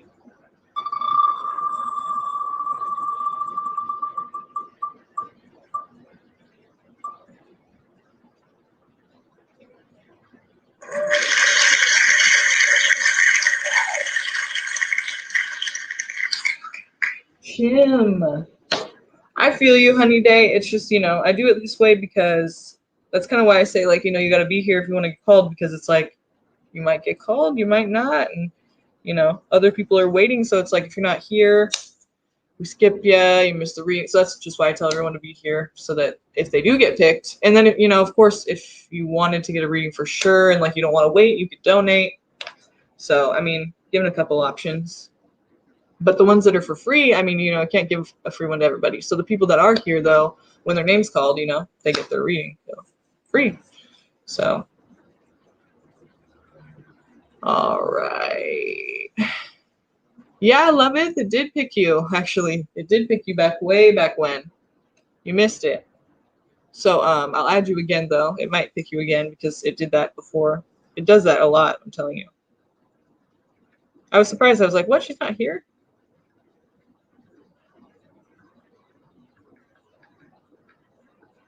Okay.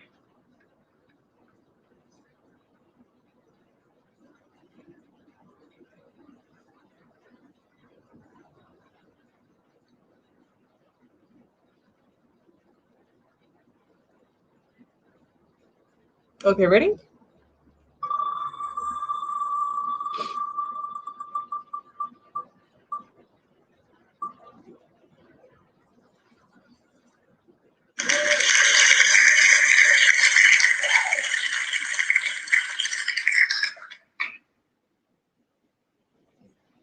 Is Cake here?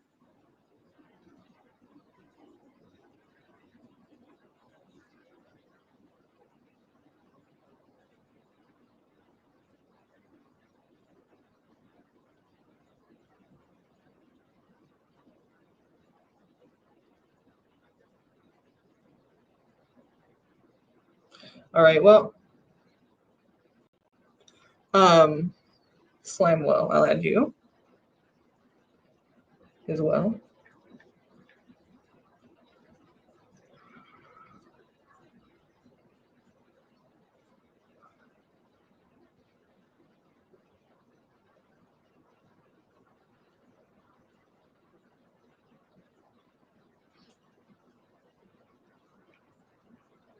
Okay.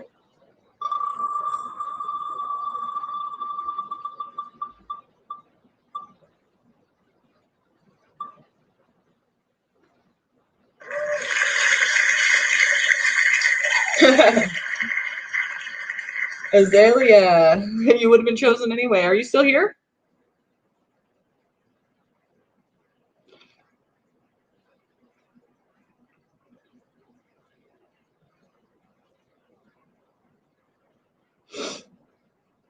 All right.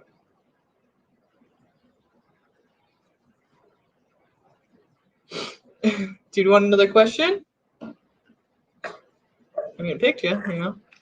And you donated too, so it's like I don't want to just be like you donated, so that means you don't get it. You know what I mean? Like it shows you. So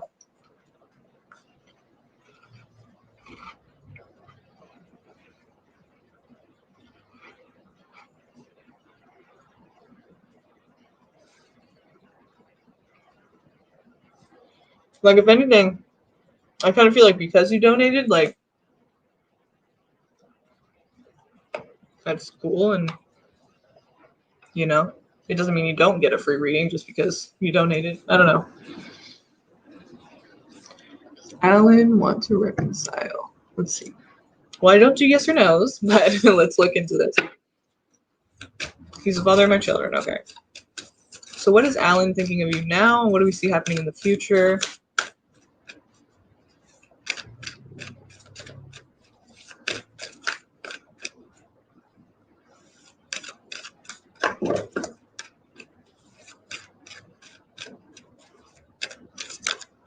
That's weird.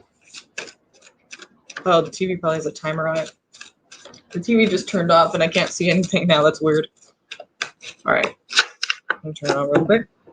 And so, what is he wanting? What does he think of you? That's what we'll look toward. What does he think of you currently? That'll help us kind of get an understanding of like if you want to reconcile or, you know, because obviously if it's negative, probably not going to want to reconcile, you know. But,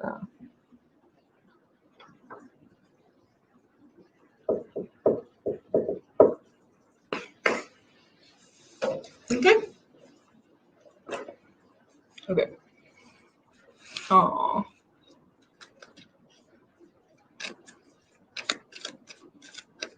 What's the tea? What does he think of you currently? What does he feel about your? What does he think of you currently? What does he think? Not feel, but what does he think of you? He thinks that there is something that you're hiding. Maybe you were kind of like shady, not trustworthy, or you stole, or you took, or you. I'm sorry, 7 of Cups. My bad. 7 of Cups. So he still thinks that there's something that's not being seen correct. Like he thinks that like maybe you're like, you know, either literally like wearing a mask kind of thing, kind of situation. He just feels like it's kind of like what he sees is not what he gets. Like maybe you're just kind of like he thinks like maybe you're not being real. You're hiding something. You're not being like you're being fake about something, or there's like he gets that feeling about you, or like maybe he thinks that that's how you always are or something. I don't know. It seems like also, you know, he could be seeing you as having a lot of options too. He could be seeing you as maybe there's a lot for you out there. Like it's, you know, well, let's pick another card and kind of elaborate on this, okay?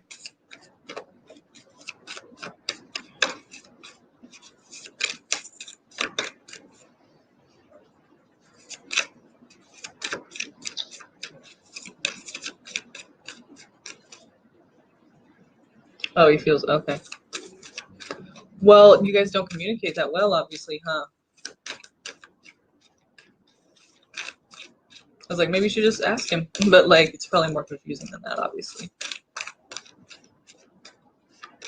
Okay, so what does he feel about now? What does he feel about their situation? What does he think? What does he feel about you guys' situation?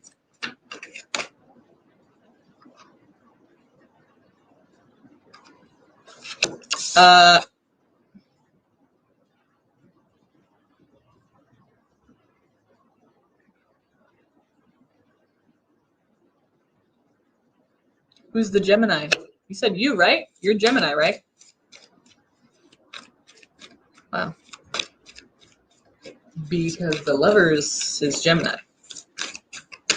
So let's see. What does he want from this with her? What does he want with her? And, like, what kind of, does he want a relationship? Does he want a friendship? Does he want it to be over? What does he want with Azalea? What does he want?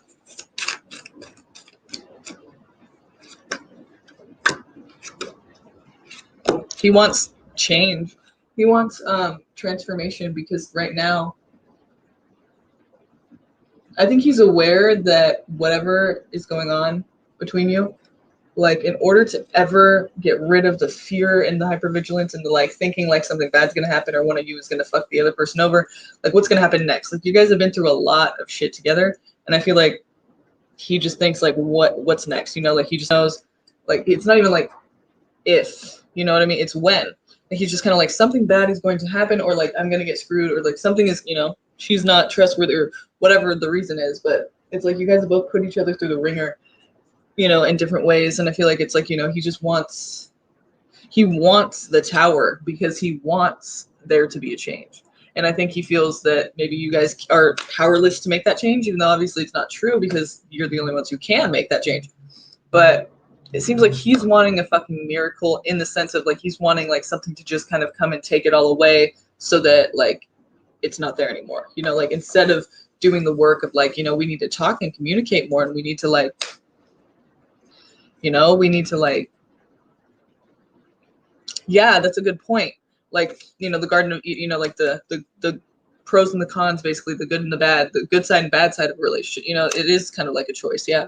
Because it's like he's almost weighing his options or like seeing two sides of it, you know? Because you guys have been together for a while, so it's kind of like, obviously there's something strong and you have kids. So obviously there's something very, you know, meaningful there.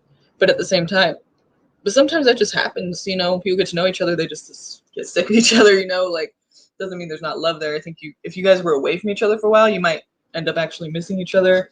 I mean, but you haven't, so you just don't know if you would or not, because it's like you just haven't been away from each other, you know. And not to say you should, but it's just, you know, maybe that would kind of be a good idea to like, you sleep together, you sleep separately, might as well just fucking be like, all right, I'm moving out, you know, and then just be like,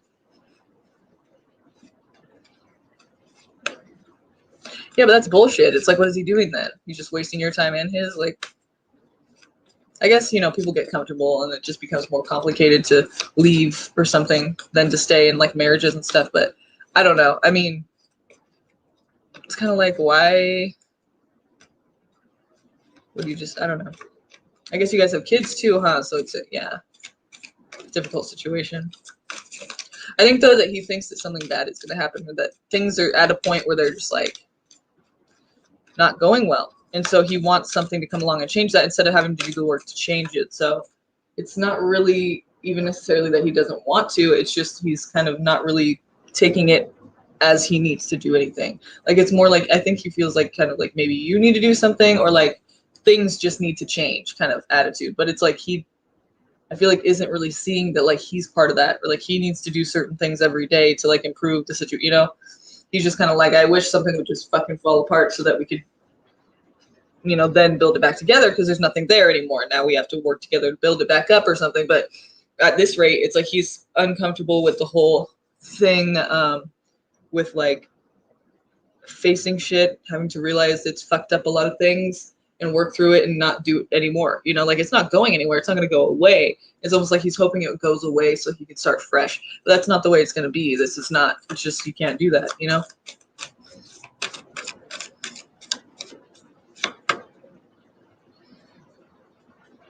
Ten of Pentacles.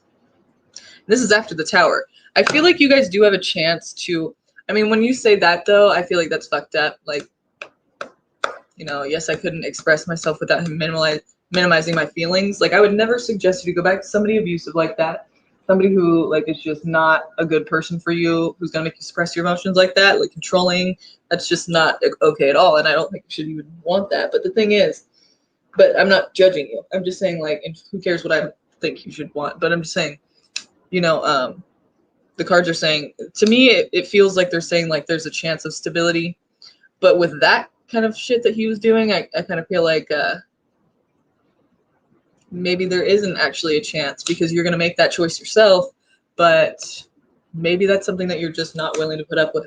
And it's just something that even if you want him, there's just too many things that he does that are just not healthy and not good, and you could see it and you just know it. And maybe the only reason you want to be with him is because you feel like he doesn't want to be with you. But if he did want to be with you, you might be like, ugh, you know what I mean? Like, I don't want that. You know what I mean? Like maybe you feel alone or something now, or you kind of feel sad about, because you guys have kids, but it's like, don't do that to yourself, you know? Like you could do so much better than that. Really? No, I mean, I'm not judging. I'm just saying it's. But the cards seem to be saying like, you know, after the Tower, things are more stable. So I mean, yeah, that's what I mean. Like, if you guys can't, like, it's not saying you guys can't work it out. I mean, it's really going to take a lot of fucking effort, though. But that's you can, you know, free will is important and it plays a part. So if you can, yeah, I mean, couples therapy maybe might help. But I just, you know, cringe again when I see something saying it's going to work out. Like, I just cringe, but because I don't want to give you that false hope and like, but it takes effort on both sides. So it's not necessarily that it's false hope. It's just that it's going to be either he's going to, you know, put out the effort or not, and you as well, you know. So, but sometimes people just need help to communicate too. Like me and my boyfriend do not communicate well at all, and you know, it's like that's okay, but just accepting it and just, you know, getting the help you need is the only way to do it. Because if not, you could just keep doing the same thing and be like the Five of Cups, just disappointed with the same fucking thing you're getting and giving yourself, you know. Right, exactly.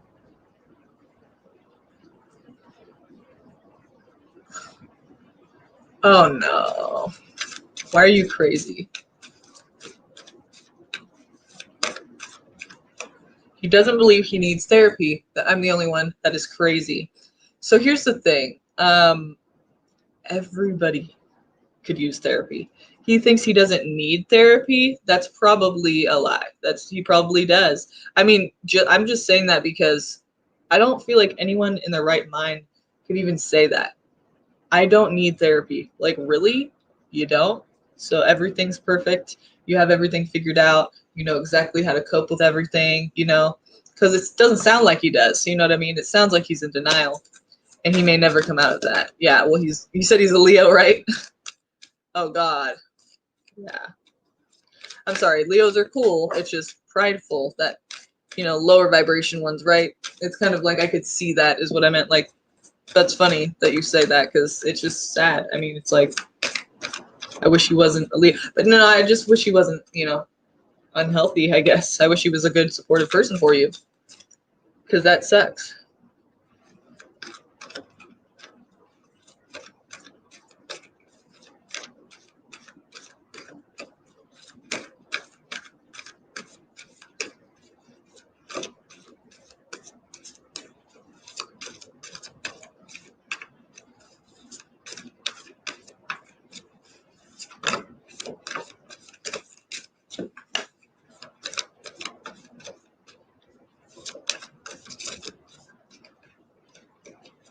Okay.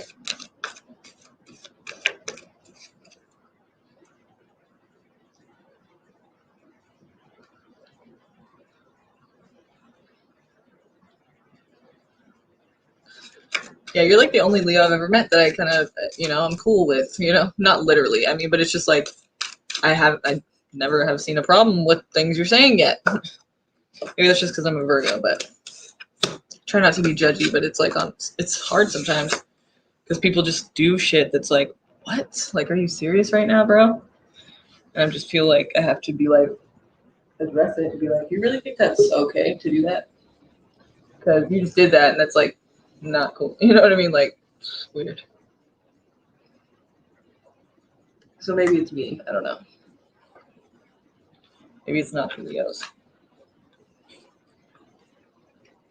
But we just clash. Okay.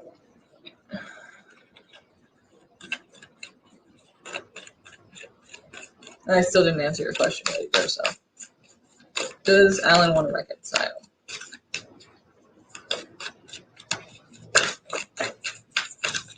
Well, let's see what is he thinking about doing about this? Ace of Swords, King of Swords, Judgment.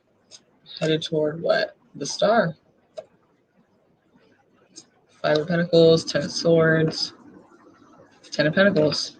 It's the weirdest thing, this reading, because Ten of Pentacles has been coming out for a lot of people. But what this is saying is what he wants, what he's trying to make happen for you guys, Ace of Swords. So excuse me, either cutting somebody out blocking him, cutting him off. Or it's talking about increased communication in a better way. You know, like we're going to try this communication thing. Or, you know, especially with the King of Swords right here. It's like he's going to come forward and say something to you, I feel like, you know. He's going to have something to say soon. And it's going to be very straightforward, probably lacking in emotional expression, just kind of in sympathy. And, you know, it's not really going to be about that. It's going to be more very straightforward and cutthroat and factual stuff, you know, like just shit that's like no one can argue. It's just like basic, like shit that's just, that's what it is, you know. You can't really bullshit the King of Swords. So, and then we have Judgment. So it's like he may be coming to speak with you about something having to do with his judgment, either that he wants to be with you or he doesn't. But I felt like with the Star here and headed toward the Five of Pentacles, at first I thought, okay, yeah, so he wants to communicate because he has hope. That's what the Star is. He has hope and faith in your relationship.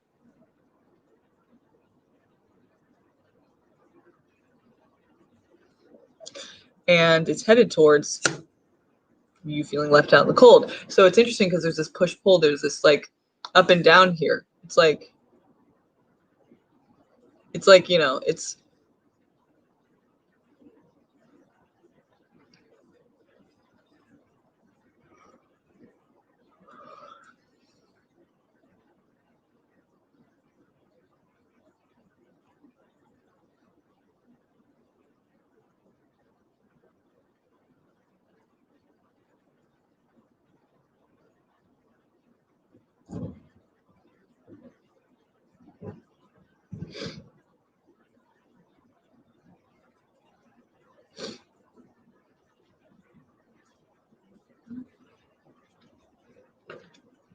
here's the thing too.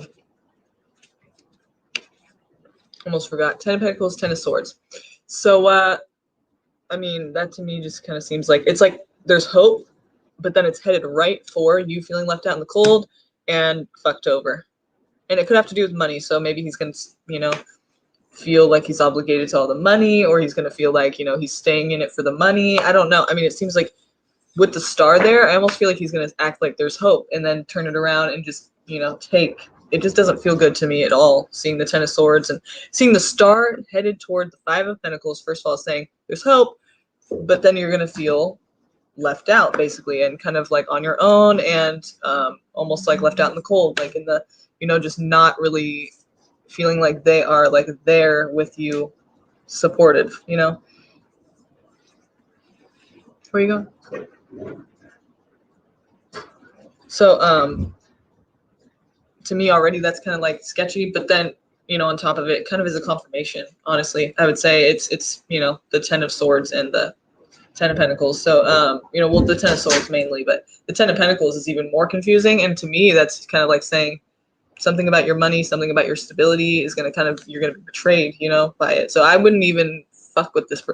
Like it seems like he's not genuine, and I wouldn't necessarily say that he's like plotting something against you to do something, but I mean, he could, of course, be, but I don't really feel like it's necessarily that as much as it's just carelessness in the end, and maybe trying to use you for your, you know, and come off as if there's hope when he doesn't want that or believe that, maybe, you know. Well, that's good. That's good. Perfect, actually, because then you don't have to worry about that. But oh,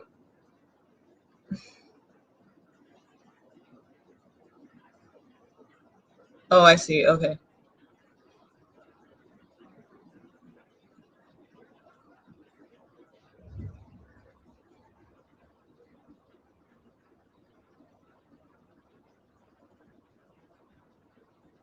Margarita. So yeah, I mean, to me, it just seems like he actually might try to, like, it's weird because it seems almost like he wants to communicate about hope, like there's hope between you, but then it heads for disaster real quick and you end up very disappointed and let down. It's just like, you know, it doesn't feel genuine. I hope that he's not going to lie to you like that. But if he does try to talk to you, try to keep it like non-emotional. You know, if he's trying to be like, oh, I want to just try. Like, I just want to tell you, like, not to fall for it. I just feel like it's going to end bad. And I don't just feel like that. It's like the Ten of Swords, you know, after someone's saying it's going to be all good, and they're the Ten of Swords. To me, that's messed up, you know? To me, that's like either he's knows that it's not going to last, or he's doing it on purpose, but I don't know which it is. Maybe it's not either one of those things, but either way, I don't see it lasting, and I see it ending badly. And but he's going to kind of try to act like it's all good in a way, you know, and it's, you know, I just feel like you should not risk that for anything, because it's going to hurt like a bitch. So, you know,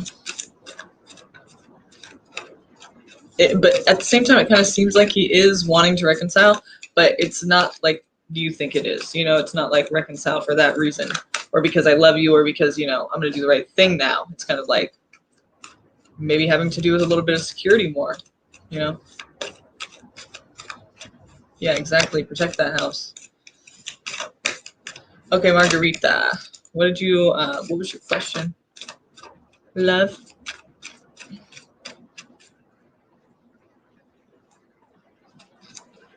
I'm gonna get something to drink really quick. I'll be right back.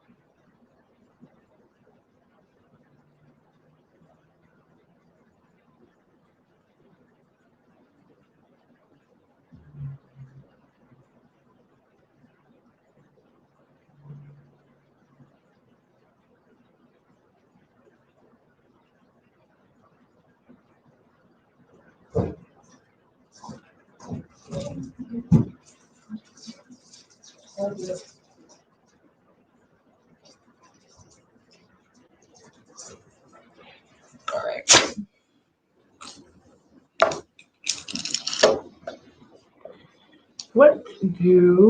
Oh wait. What happening with connection going with Brenda? It's romantic. Okay, so you want to know what's happening with Brenda.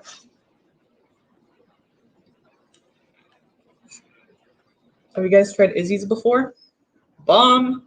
All right. So you and Brenda, let's see.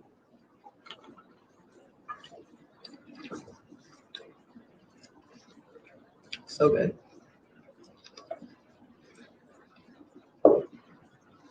And thank you for the donation, by the way, Margarita. So let's see what's going on here. Let us see.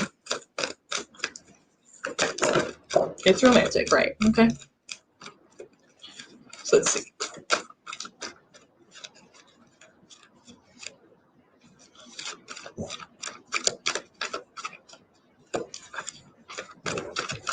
So, with Brenda, I'm Libra, she's Cancer, thank you. It's helpful. All right. I would think the Cancer would be the one asking this rather than the Libra. You would think the Libra would be kind of like, well, I mean, not necessarily. I guess I would think that Libras are kind of more like, but I guess not. They are kind of indecisive, huh? Or they're kind of maybe not so sure. I don't know. I feel like Cancers are more insecure mostly, but that's generalizing. I shouldn't do that.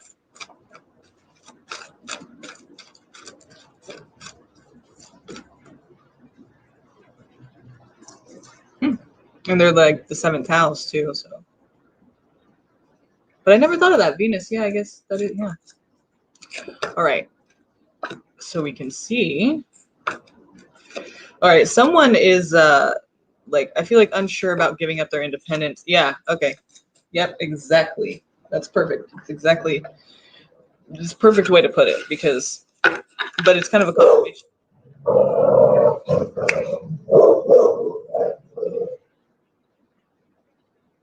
Don't start, please.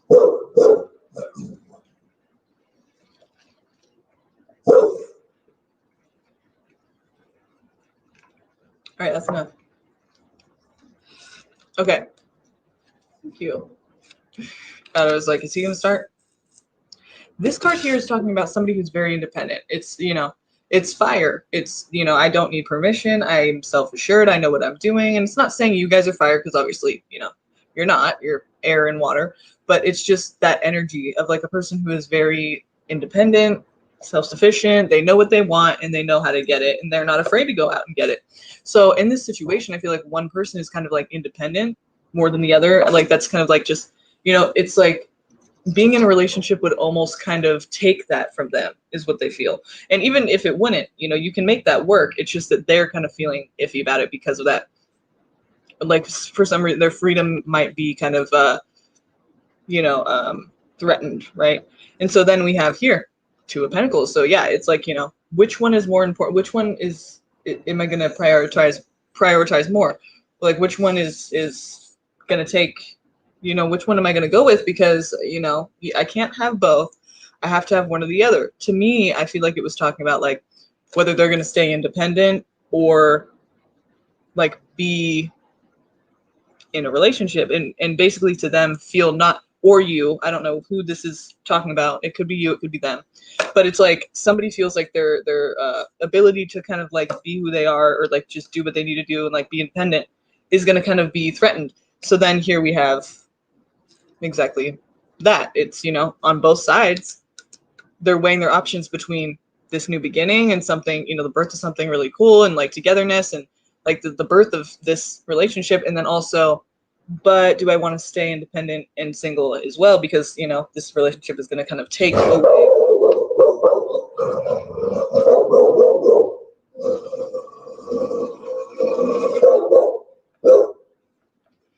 Sorry.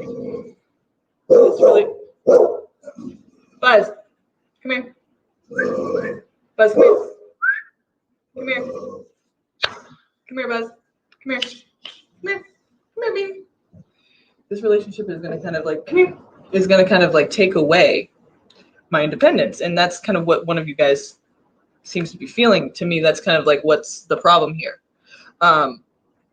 Not to say that they don't feel something for you. I feel like they obviously do, because this is something that's thought about. You know, it's like if they didn't feel for you, it would just be like, I don't feel for you. You know, it wouldn't be like, what should I do? You know, it's like obviously they're kind of struggling with this. I feel like it's them. I mean, it could be you, but I feel like it's them. You know, I keep saying they feel. I feel like it's their energy. But let's look a little further into this, okay? I'm gonna use the Romance Angels Oracle and see kind of, you know, let's see if we can get an idea of what this is looking like, what kind of, you know, if it's gonna go far, or what, you know, is there gonna be closeness? Is there gonna be conflict? Like, what do we need to know about this connection? Are you guys going to be able to create something down the line? Like, what can we see? What do you want us to know about this relationship between them, this Libra and this Cancer? What do we see happening? What is this relationship built on? What is it going to become? And what is between them, basically?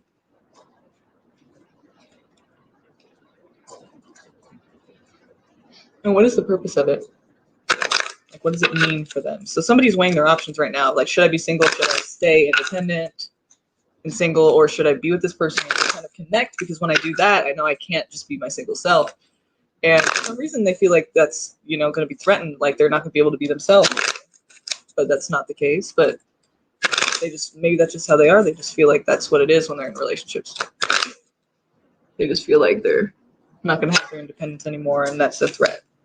So, you know, Cancer's in the security thing too. Like they have to feel secure, and maybe to them, maybe they have a lot of fire in their chart, and to them, secure is being able to have freedom, you know? So security means different things to different people, you know?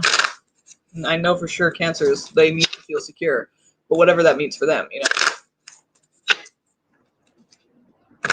Okay, let's see. Give us energy here between them. Okay, thank you. New love. A new person has stirred your romantic feelings. Nice. Good. New person has stirred your romantic feelings. Nice. Okay. Give your relationship a chance. Work on your partnership. Nice. Ah. So like any problems that they have or any problems you have, like communicate with them and be like, hey, look, is it this? Because I know that, you know, just know that like, but I mean, don't lie. Like if you are kind of smothering or kind of don't want them to go out a lot and like be free, like if that's going to be an insecurity for you, I feel like Libras are more social. Like they wouldn't really mind that much. They kind of like go with the flow kind of thing. I mean, I don't know much about Libras, I guess. Like that's just what I feel like when I think of Libra and Cancer versus Cancer. It's like Cancers would be more, I would think. Like that's why I'm like, maybe they have fire in their chart a lot. It seems like, you know, we're just talking about sun signs and there's many other signs in a chart. So, and aspects and all of that. So generalizing, we shouldn't do that, but that's what I'm doing. But that's all I know for now. Like generalizing, it seems like Cancers, you know, would be more insecure about them going out all the time, but then Libras would be like, they just go out because they're social. So I wouldn't think that you would mind so much, you know, if they were independent like that. But let's see. Yeah, they are. True. I feel like the guys are so much different than the girls.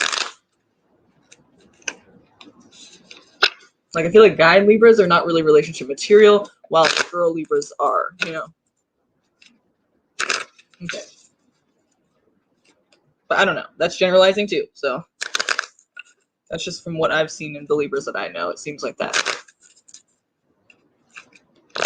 Okay, give us one more about this relationship. What do we need to know about the future of it, and what's coming together now? What do we need to know? What is this relationship?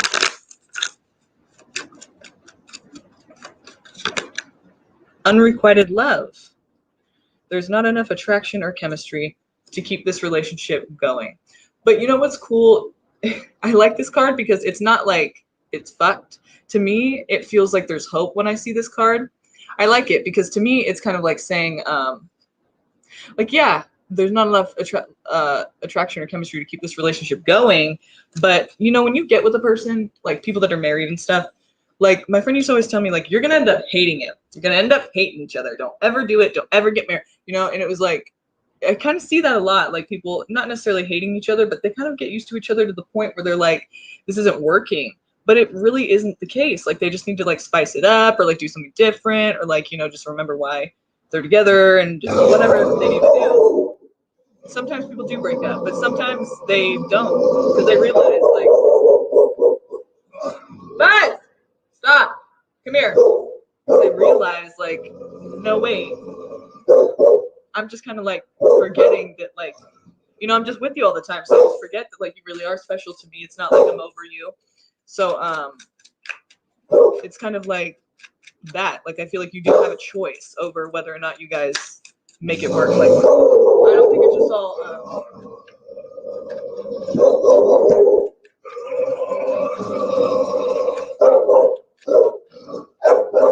sorry, we got a package. Sorry. Buzz, come here. I don't think it's just all like there's not enough attraction or chemistry. It's like that can change. That's just a perception. That's like, you know, you can make it, you can create chemistry. You know what I mean? Like if you really want to, but it does take effort for some people. So I feel like whatever happens, I don't think it's really that you guys will get over each other. Like you can change that. I feel like that's a free will thing. So I mean, it might be an issue that comes up though. It might be something that where you guys maybe it's hard to make it keep going.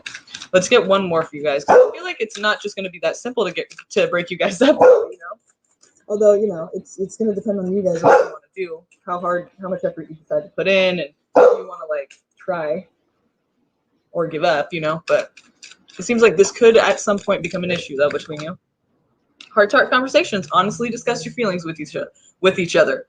See, that's what I'm talking about right there. That's all it is. That's all you need.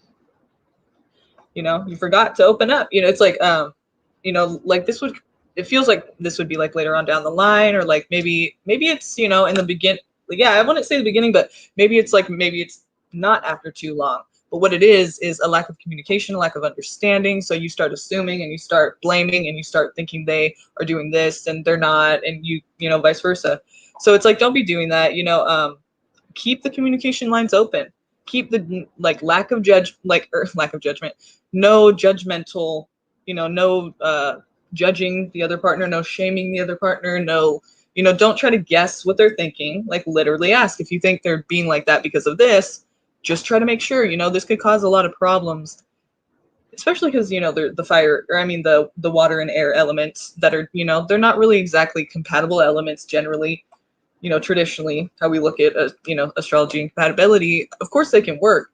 It's just, you know, you might need a little extra help to just, but that's what I'm saying. Communication. I'm glad that this came out, because to me it's kind of confirming what I was just saying about, like, yeah, it really does just take, you know, effort on both sides. Like, and the chemistry and attraction thing, like, that's kind of like a perception, I feel like, that can change, and it's probably not even about the chemistry as much as it is about the other underlying problems that you guys might end up having to deal with, but that you can of course get through. So I think that's a good positive note here. It seems like there's going to be a relationship here, and it seems like you know, I mean, give your relationship a chance. It seems like that you can make it through some stuff here. I mean, but like I said, it's just, it takes you guys to both want to, it takes you guys to both want to do that and to put the effort out to do that. I mean, just because I feel like it's possible, it doesn't mean that you guys will. So I mean, but to me it seems like this could be a cool thing, and it could be something that has a lot of emotion and a lot of depth to it. But there's going to be some problems, and you guys might not know how to handle those problems, and that's, you know, that we're humans. That's, you know, it's just, it's not rocket science though. But just try to keep this in mind. If these things happen, just try to keep, well, you know, whenever problems arise, just try to keep this in mind. Heart to heart conversations, honestly discuss your feelings with each other. Like, don't go to sleep angry. Like, try to, like, literally be like, look, this is what I'm feeling like. I don't know if you're feeling like that.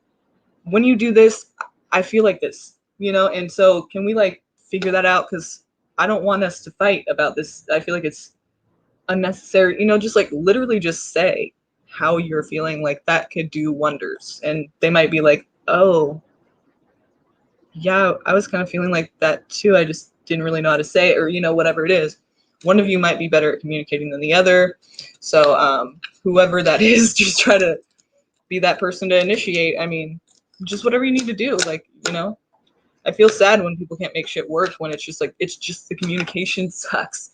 Like, the communication is literally everything in a relationship, in a friendship, any kind of relationship, you know, business partnership, anything. And it's just sad that, like, people literally just have misunderstandings in communication, and they can, like, think that they hate each other, but really it's just, they just are going about it differently. And just, it's kind of simple, but it's very complex too. So just try to remember that. I mean, it seems like it's going to go somewhere.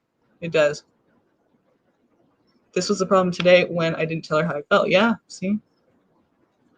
Yeah, we all do it, you know, from time to time. So some of us more than others.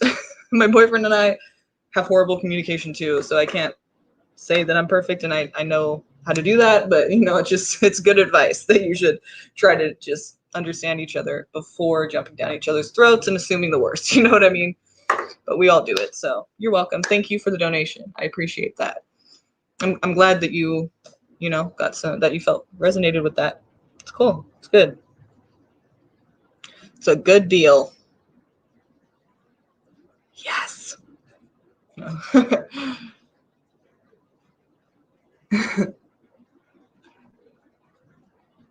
Okay. I think I gotta add a few more people to the list now. I don't think I wrote down anybody right now. Let's see.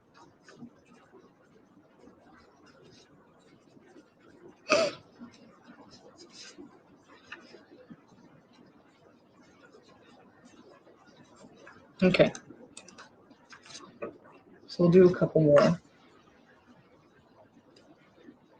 Let us see now. Okay. We have a Samiha, Jakir,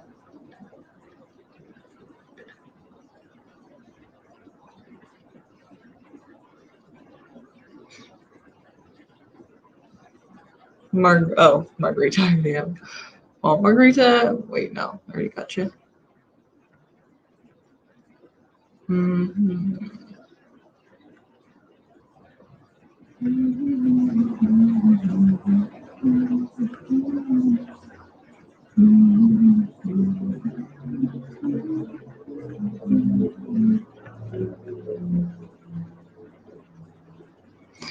I think that's.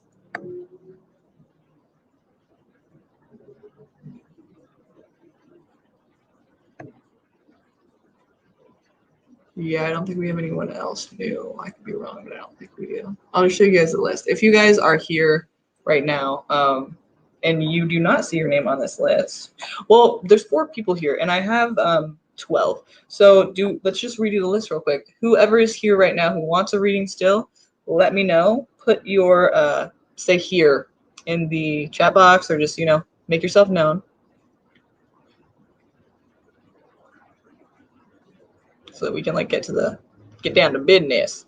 We got like 2 more I'm gonna do, and so if we have like 12 people on the list, there's only 4 people here. That might take some time to even find somebody, right? So if you're here still and you would like a reading, please just let me know in the chat box.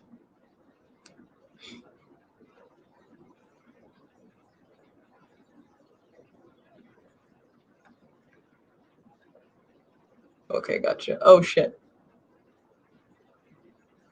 Okay, Lovish, Amanda, Samiha, Lovett, Amanda, Samuel, Miss L.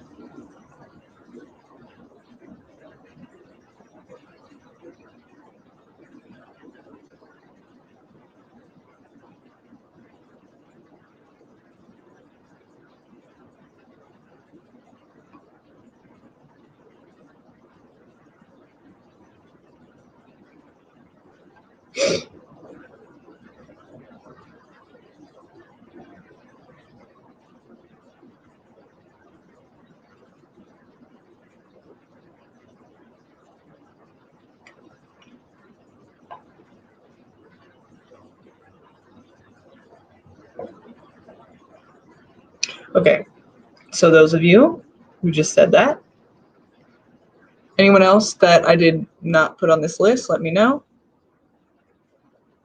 Let me know if you do not see your name on the list and you still would like your chance at a reading. Can you see that?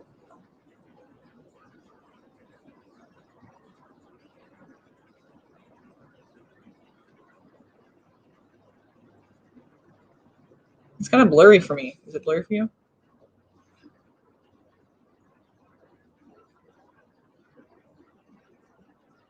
All right. So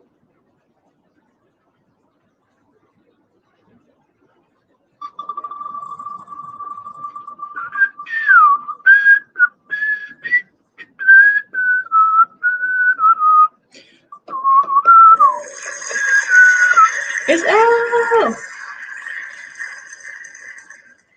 Cool. Okay. Miss L. Hello.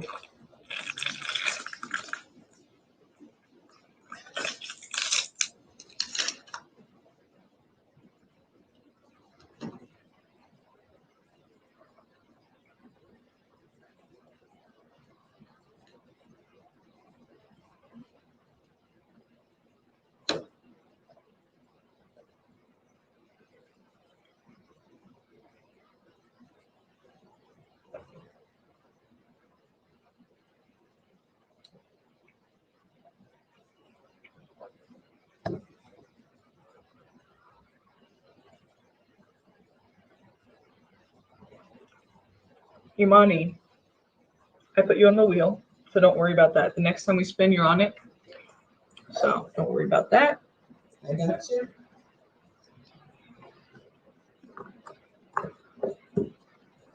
Okay. You said, Miss L, you said, who is this water man? Who is this man of water? And what does he want with me? Please and thank you. What are we talking about here?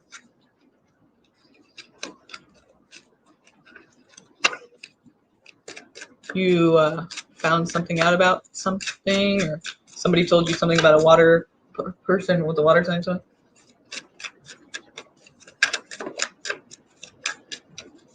Hi, Olga. Yes, I'll add you to the wheel so you can get a chance to get a reading as well. Next time we spin, just make sure you're around so that if you do get called, then you're here and you get your reading.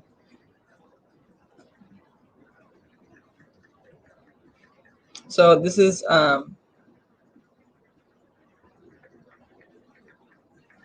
this right now. We're doing Miss L, and I'm going to do one more after this one, okay?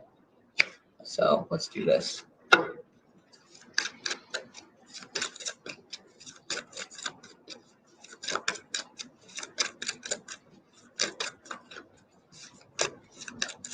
You said... Okay, so you don't want me to look at the Romance Angels Oracle then? Because it's not love then? Or, I mean, you just don't know yet? Or would you like me to use the Romance Angel Oracle? I mean, it's up to you. Wherever you want me to go with this. And yes, I'll add you to the list. Xena. Sorry, I was like, who did I just see? So that I'm just adding you guys to the wheel. And how this works, I know that Olga probably doesn't know because I don't think I've seen you before. But if you look in the description, it explains everything. We roll this wheel here, and you know, it picks someone for us. So I'm gonna do one more reading after we do Miss L, and then so we'll see if who gets a reading. It's not going to be everybody, so I'm just saying that now. Like, you know, I'm not saying you're on the list. You know, you might not, but you might, you know. So, yeah, it's all good. You don't have to apologize. I'm just letting you know. Okay, so, yeah, you want me to use the Romance Angel Oracle? Okay, I'll do that then. Okay. Yeah, I put you on the list, Xena. I put you as well. Okay. So Miss L, what is up with this man of water? What is up with this man of water, and what does he want with you? Who is this man of water? Oh, what is the connection going to be between you? Just drop like half the deck. What is the connection going to be between you? Like, what is the connection between you?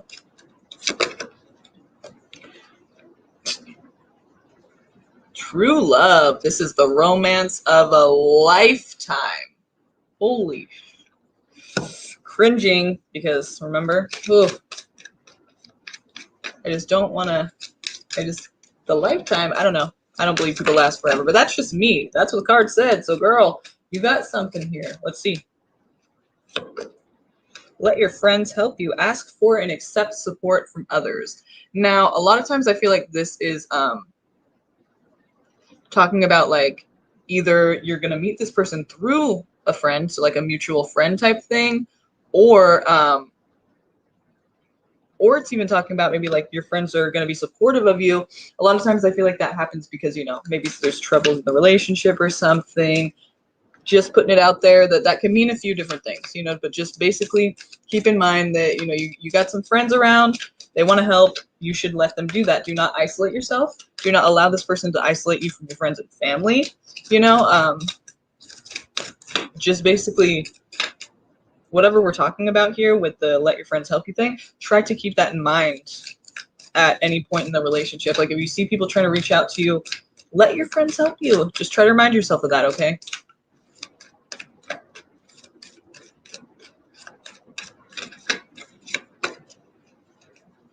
Engagement. It says your love life is ascending to a higher level of commitment. So yeah, it seems like you're going to have something with this person. And it, you know, I mean, even if it is true love, like I'm just looking at this in a practical way, like, you know, because this seems very exciting and all, but it's like, I just don't want you to like necessarily get your hopes up for like, this is going to be your lover forever. I mean, because it could happen. It could, but I'm just saying, like breaking it down, like it's just basically, it could be saying that, you know, true love is the romance of a lifetime. Maybe, you know, this is somebody you fall in love with. And then it says, let your friends help you. That could mean, again, few different things. So just keep that in mind. But then engagement, it's saying your love life is ascending to a higher level of commitment. It's not necessarily that you're getting married or engaged. I mean, you could be, of course. Definitely it could mean that. But basically what it's saying is that you know, you and this person are getting a bit closer and it's getting a little bit more serious. So I mean, it could mean any number of things. It's saying that you most likely, to me, I feel like, yeah, you'll probably date this person at the least. You know what I mean? And if anything more than that, from what we're seeing right here, it's like it could be a long term or it could be kind of more serious, even if it's short lived. I mean, it'll be somebody who, you know, you fall for sure. I mean, true love is romance of a lifetime. I would hope that it wouldn't be somebody that maybe if it doesn't work out, you would never get over. I mean, you know, of a lifetime. It's like, it's scary to me, but you know, it could mean any number of things. You're definitely going to have feelings for the person strong, and you know, possibly them for you too, because it's, you know, your love life is ascending to a higher level of commitment. To me, you guys will have something and it could get, you know, pretty serious, and you might get married, you know, you might. Not necessarily, but I mean, it's possible. They're going to be getting closer as time goes on. Higher level of commitment too. It's like a serious, more, you know. Interesting twist here. Got to add a little humanity to it, you know. Addictions are affecting your romantic life. Codependency. Interesting twist there. I wonder how that's gonna.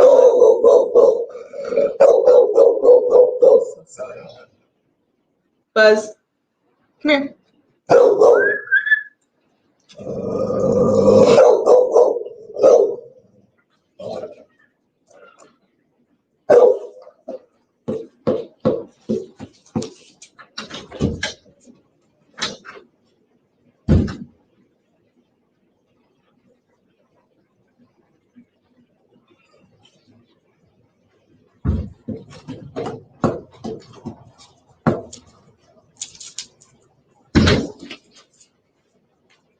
A big water jug out there.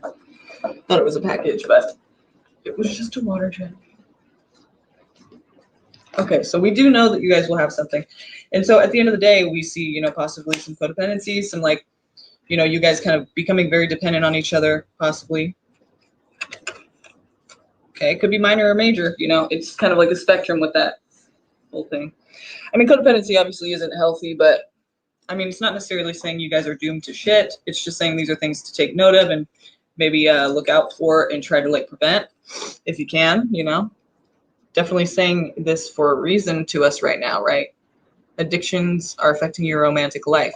And it could be any addiction, you know. It could be like codependency, we're talking about love addiction, right? But I mean, it doesn't, it's not exactly like what you would think it sounds like if you don't know what codependency is. It's not exactly like it doesn't, like, love addiction doesn't really sound exactly like what it is, but it is that, you know. It's not just like anybody though. It's like that person. I mean, it could be very destructive, but let's not even, it could mean even just any addiction. Addictions are affecting your romantic life. You know, their addiction, maybe not even yours, or your addiction, maybe not even theirs. And it's just affecting your guys' relationship. Let's look a little further into this though and see kind of like what this man of water is, you know. Let's see if we can kind of describe him maybe. Where would you meet him? That kind of thing. Maybe if you're interested. Maybe we can figure out what exact water sign it is. If we're lucky. The cards want to share that information with us. I do like this deck. This is the Celestial Tarot. It's, you know, it's got signs in there. And it has like, you know, all the, this is 10 of Pentacles. Okay, what is up with tonight, dude? For today, 10 of Pentacles keeps coming out. Like in every, that's pretty crazy to me. I mean, I don't know. I'm just noticing that. That's kind of interesting. Like, why is that happening? I mean, consistently today. Like a lot. Like quite a few times, 10 of Pentacles has come out. That's pretty crazy. Jenna.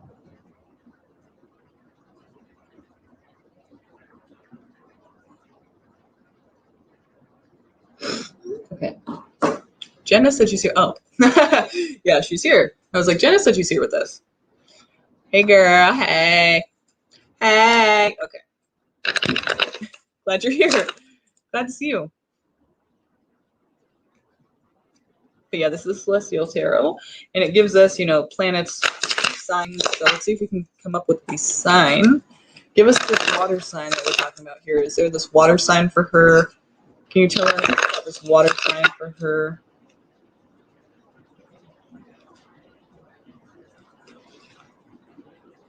What can you tell us about this water sign? Give us the water signs sign, please.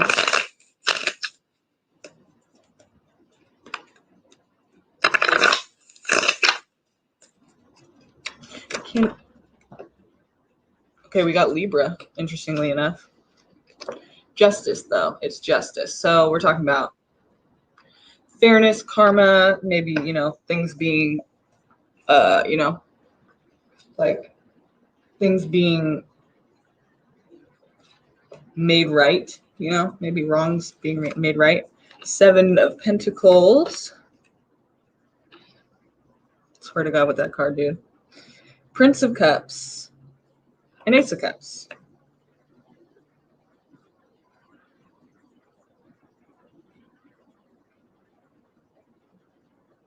So maybe it's a Libra, because when you think about it, man of water,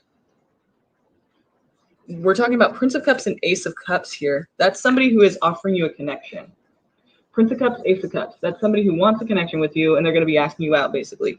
Courting you, trying to date you, trying to get to know you, and have a connection with you. So this man across the water, and we have a Libra here and the 7 of Pentacles. It's kind of saying to me that, like, you might have to wait a while for this, or if like you're gonna be kind of, like, or you've been waiting for this person to come around. Like the 7 of Pentacles again is, I don't like that card, because it just kind of it sends the message to me. I feel like I'm sending the message to people that, like, you should wait around. You should waste your life and wait for someone, something, whatever it is. And no, I don't think that is good advice. I think you should go and get it. You know what I mean? I don't think you should wait. I think you should get it. Go make it happen. So when I see that, I just think, like, you're waiting for something to happen. But then it does happen. This is definitely somebody coming in and offering you love, and it's 2 water. It's, I don't know exactly which signs these would be. Well, okay, mutable water. Interesting, because that's Pisces. Mutable water is, see at the top here? Mutable water. There's cardinal, fixed, and mutable. Pisces is a mutable water sign. So interestingly enough, there you go. There's Pisces. Wow, interesting. That's interesting. I don't know why. From the beginning, let me tell you, I don't know if it's because of, like, you said please, I thought you were saying Pisces. Like, this is before I posted it right here. When I was reading it, I thought you said Pisces, right? And so I was thinking, okay, this Pisces person. And then I clicked on it and put it up there, and I was like, oh, she didn't say Pisces. She just said water.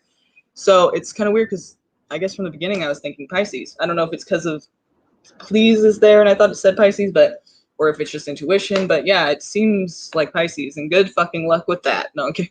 Neptune. No, I mean, Pisces are great. They're just very, very romantic, very lovey-dovey. They want to merge with their partner. So it's that codependency thing could be, could be that too.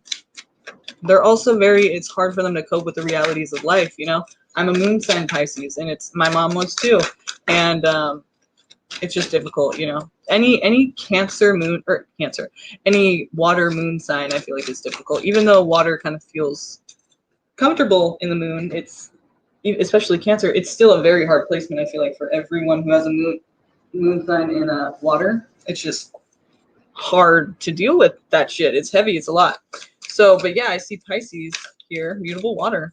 Interesting. See, that's what I like about this deck, is it kind of like tells you what the signs are. And the moon card will say Pisces, so it's kind of like the tarot, but this one has, like, extras too.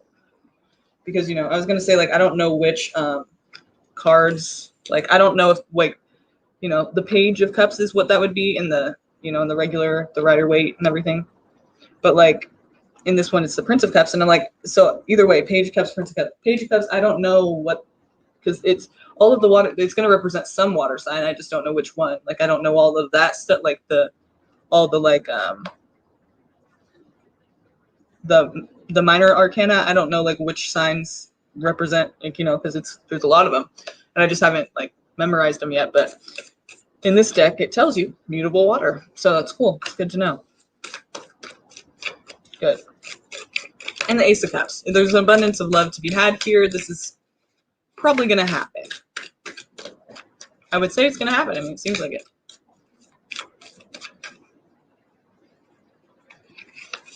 True that. True that. No, yeah, definitely. It's definitely how you handle it and everything. We have a choice, and we can definitely, you know, improve our lives. However, if we decide to, or if we don't, we cannot if we don't decide to. I just mean, you know, water signs in general within the moon, I feel like it's just, you know, it's kind of a struggle for them a lot of times to cope with all that shit. But not to say that they can't. I mean, of course they can. It's just, I feel like it's, you know, say you have like a fire, air, or like, you know, even an earth sign in the moon. It's just different, you know, it's not as, not to say that it can't be hard, but I just feel like the moon is like double, you know what I mean?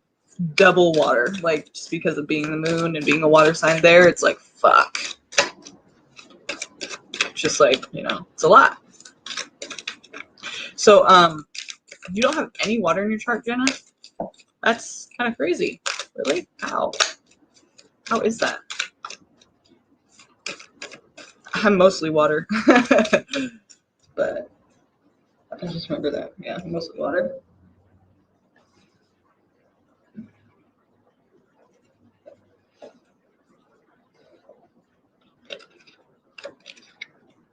But my chart ruler is Pluto, so, which rules Scorpio, so that's water. But Mars, I guess, too, because Scorpio is ruled by Mars too.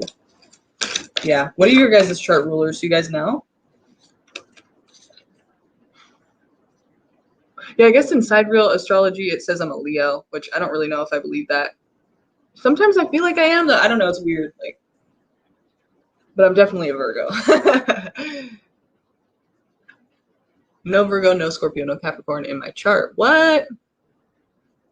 That's crazy to me.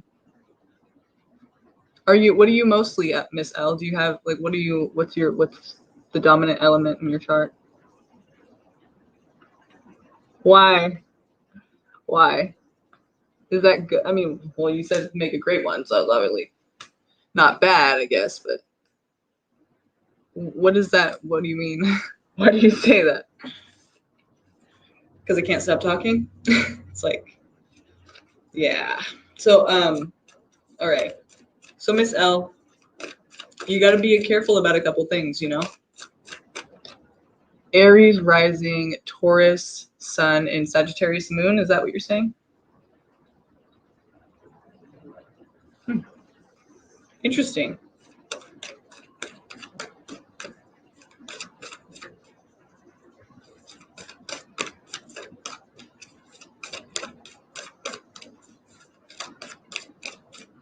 Really? Aw.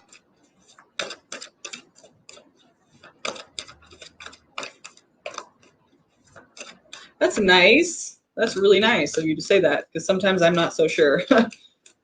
And I don't know if you heard that earlier about what my boyfriend wrote in that book. It was like when he said that, I was like, really? You thought that? Like, I wish I felt that way about myself. Like, I carry myself well. Like, I don't, sometimes I'm insecure. So it's kind of cool that, like, somebody would say that about me. Like, it's like, I just thought that was cool that he said that. Like, that's what he noticed from the beginning. Because people say that, like, I have confidence. And I'm like, no, I don't. I mean, like, yeah, a little bit, but not like that much, like to where I really would even say that. Like, it's weird. I don't get it. Maybe it's the Pluto and the Mars. Like, it's just like, what? Forceful. This is who I am. I don't know.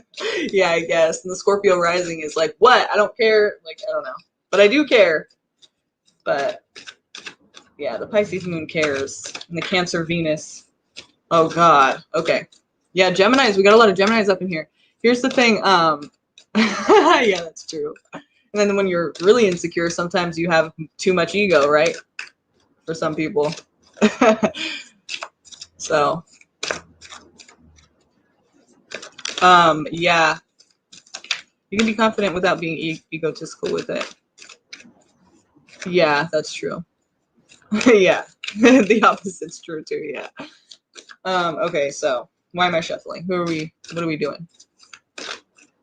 So, okay, yeah, you have some things to worry about, or not worry about, but, you know, be taking note of, Miss L. It's basically, you know, this man of water could be a Pisces. And the thing about it is, like, you know, there's that addiction tendency, there's that codependency thing. I could see that with the Pisces, you know, more than, I shouldn't generalize, okay? I keep doing that, and that's not cool. I mean, but, you know, it can happen with anybody. So these are just things to remember, okay? Like, you're going to be, you know, ascending to a higher level of commitment with the person. I would say you're probably going to be with this person. If not in a long-term relationship, then at least it's, you know, you're probably going to fall pretty hard for him, you know?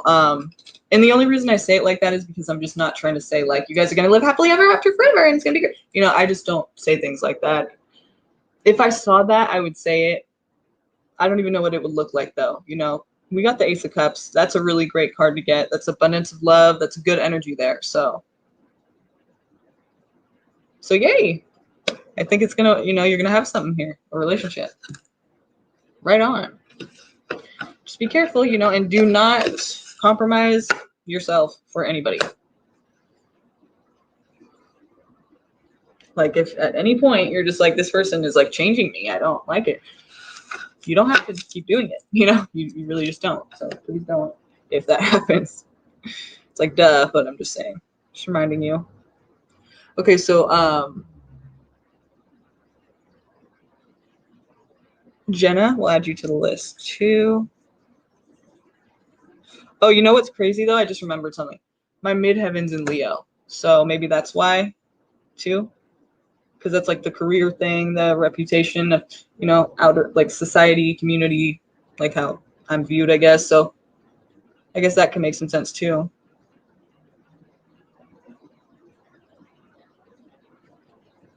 Because I'm like, I really hope I'm not a Leo.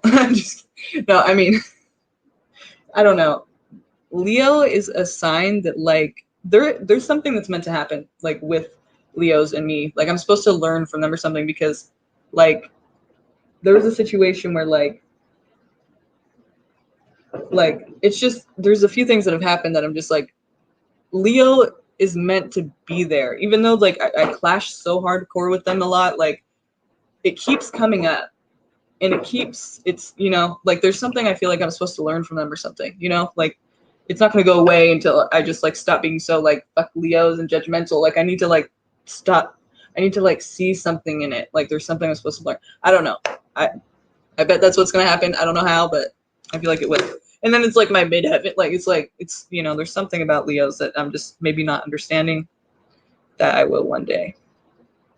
Okay, if you guys see that your name is not on this list and you'd like a reading, please let me know. This is going to be the last reading we're doing. So let me know. I don't know if you can even see that, but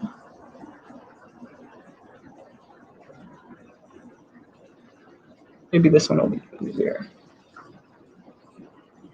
Yeah, there you go.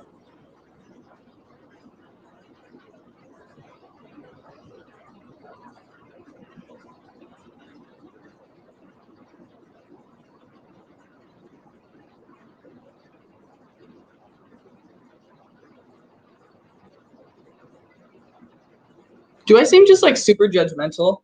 That sucks. I don't want to be like that. It's just like sometimes I feel like it does come off that way, because I'm just like this and this and this, and it's kind of like, you can't just say that about everybody though. So I'm trying to check myself. Sorry about that if I'm offending anyone. I'm not trying to, but you're welcome, Miss L. Thank you for your question, and thanks for sticking around while I'm like blabbling away. But I like you guys. I like talking to you guys. It's fun, and I learn stuff. And that's always a plus. Okay, so let's spin this thing, and I'll just shut the fuck up real quick.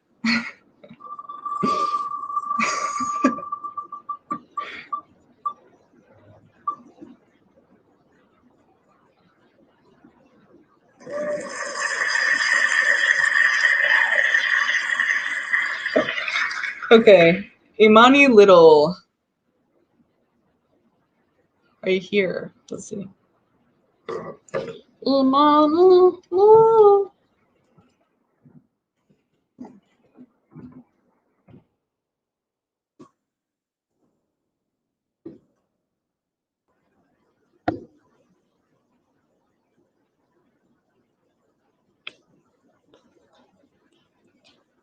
let's give them 30, I guess. See if they're here when we get back. They're probably not here, huh? But I'll see you in 30.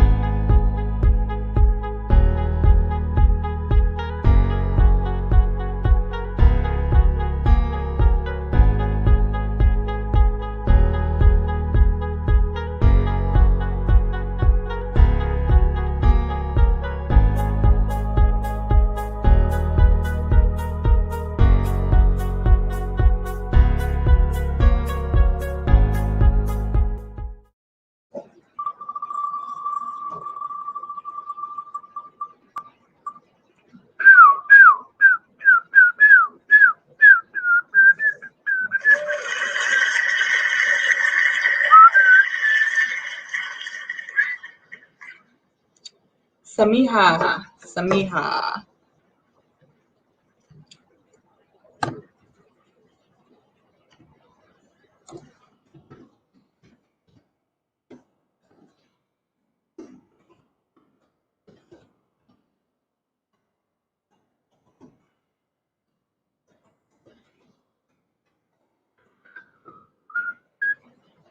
Samiha.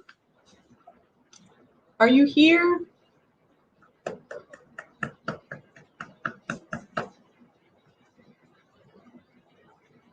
Yeah. Okay. So what is your question? I was about to be like, dang, they're not here, but you are. Right on. Go ahead and post.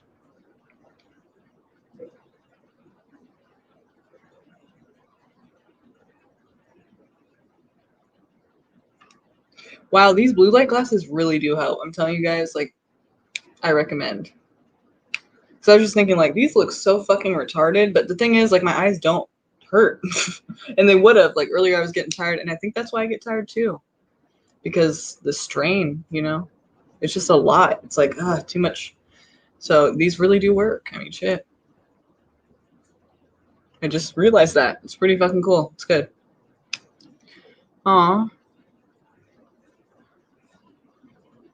Dude, okay, if you're in depression, there's this TED Talk I want you to watch. My boyfriend just showed it to me the other day, and I'm telling you, it's pretty fucking good. Shit. I don't know what the guy's name is. Let me text him really quick. But, okay, can you see any big good news for me this month or year? Okay, I'll look into that right now. Let me just get this for you because I want you to watch it. It's really cool. And definitely. I just think this would be cool for you to watch too, if you're interested. You don't have to, but I thought it was really cool.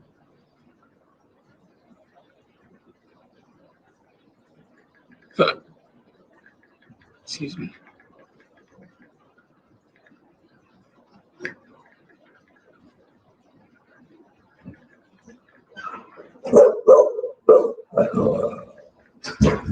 Oh, hey, what's that TED Talk that you showed me? What's it called? What's the guy's name? Andy Solomon. Andy Solomon?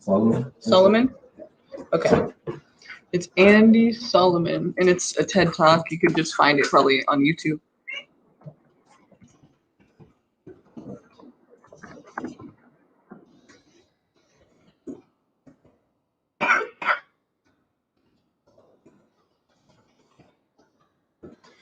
So check that out if you're interested. I thought it was really great, and it could be useful to you.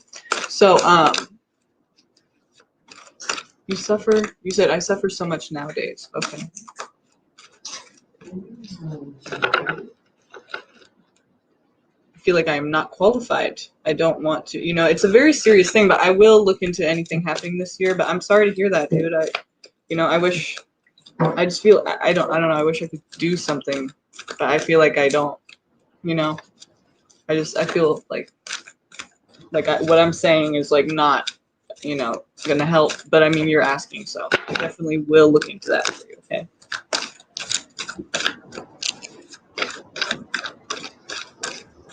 All right.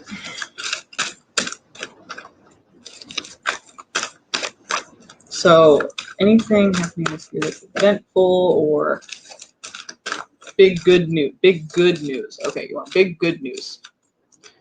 So let's see. Big good news coming for Samia. Let's see how this goes. I'll pull your chakra wisdom oracle too. I feel like those are really cool messages.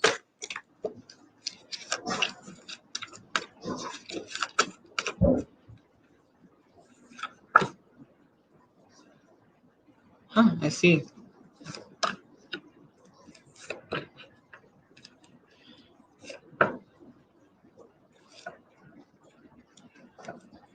This year is going to be a year for you. You know, you're in pain. The thing is this.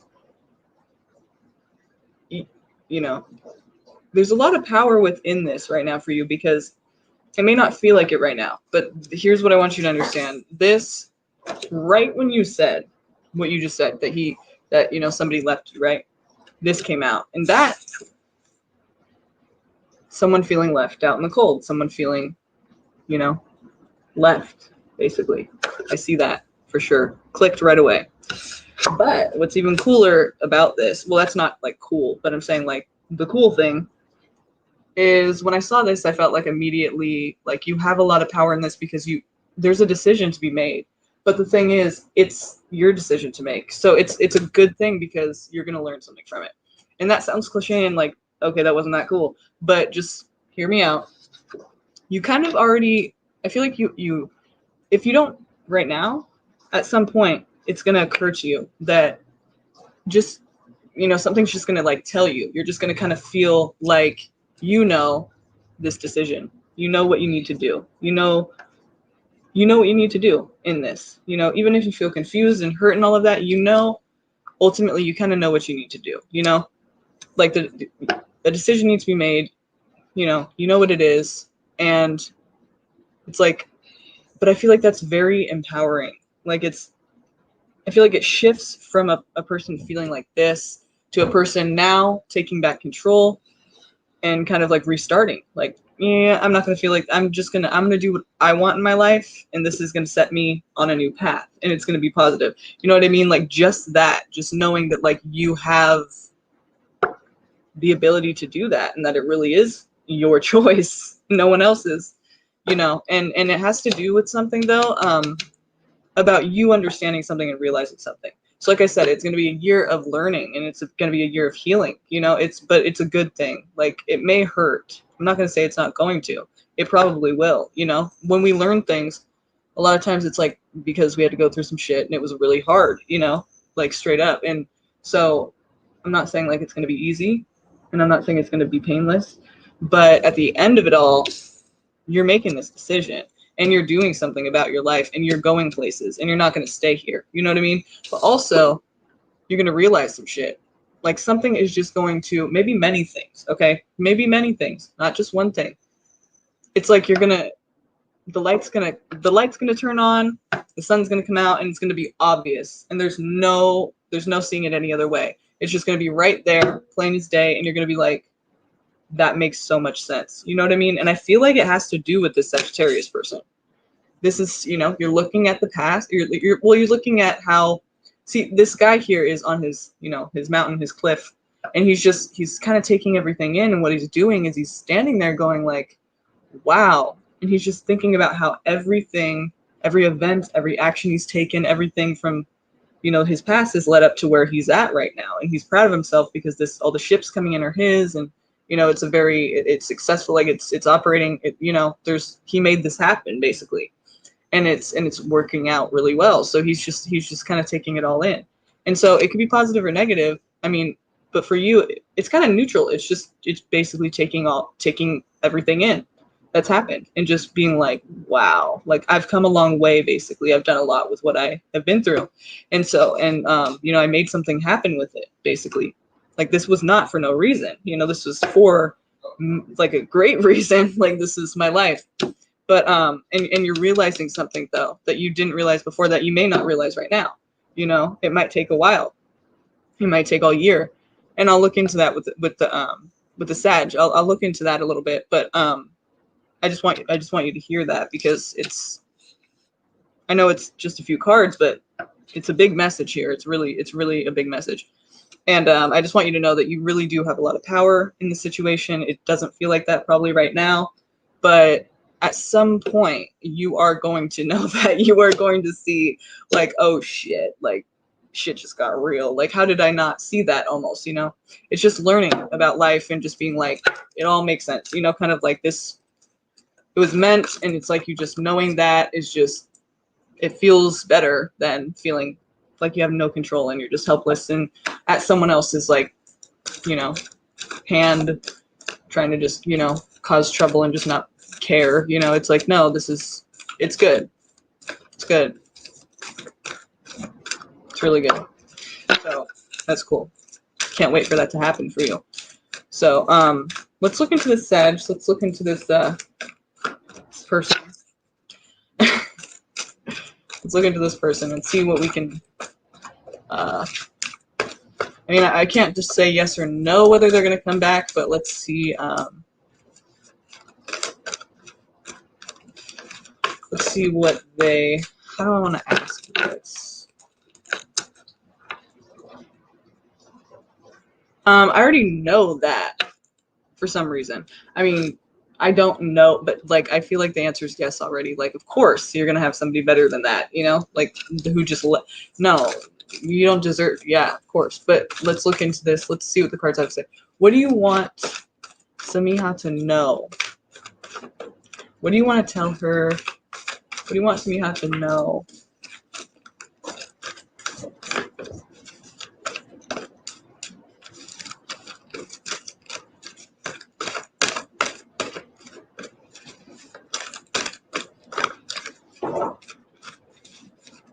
Yeah.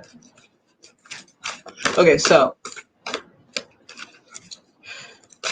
I love how everyone's so supportive on here. It's like good. So tell me what you need her to know about this Sag. What do you and about the situation? You know, what do you want her to know? What do we need to know about the future and everything? Like, what should she be? Okay, remember what I said? I hate this card. You know why? Remember why? Because he's waiting around for someone or something. Basically, in this card, he's waiting for this garden to grow, and it's going to take a while, right? Like, it's a garden. It's going to take a minute. But he's just waiting there patiently, and it's just, you know. But to me, when I see the Seven of Pentacles, I think it's a, you know, you're waiting for something to happen. Like, you're waiting for life to happen. And in this case, you're waiting for this person to come back, probably, or you're waiting for something to happen that, you know, instead of like being like, I'm going to go make it happen, you're waiting for it to happen. And that's something that makes me feel like it's very disempowering. You know, it's very like there's no control in that at all because you're waiting for something to happen that may or may not happen. And I just feel like, you know, I just want you to feel empowered rather than the opposite, you know, because like that's the shitty way to live is to just wait for things. That's not living, you know. And you're missing out on a lot and you're limiting yourself. So let's see.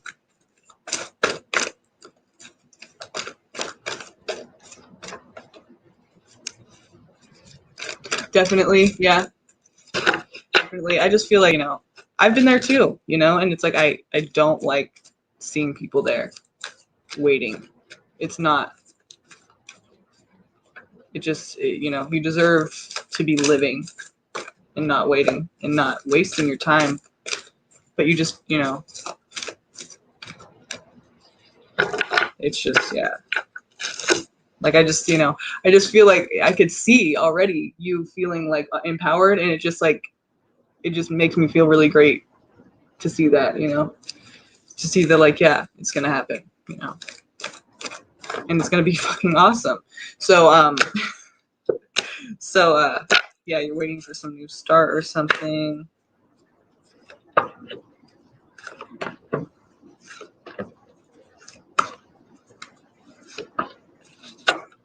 So there could be a water sign that comes in. Basically what this is saying to me is that like, okay, you're waiting for this new beginning, right? You're waiting for this Empress to come in. You're waiting for this like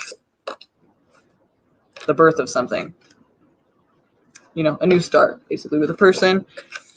And it's going, okay, you're in your head about it a lot. You could be isolating right now, and that's sometimes it's okay to isolate for a second, but not for these reasons. It's like it's isolating for the reason of self-improvement, to understand yourself, to heal, to kind of self-reflect, you know. So be doing that, you know, be doing that when you isolate. But don't be isolating because you're waiting for something, you know. Even when you're isolating as the hermit, you're not waiting really for something. You're kind of trying, you're still actively self-reflecting and trying to figure it out, and like, you know, you're taking action. Like that's, but it's only you can really take that action and heal from it in that way. Like no one can do that for you, but it's like it's still an active, you know, thing, even though you're isolating. Like you're not just isolating and not doing anything, you know, you're trying to heal yourself and figure out where you're at and where to go. So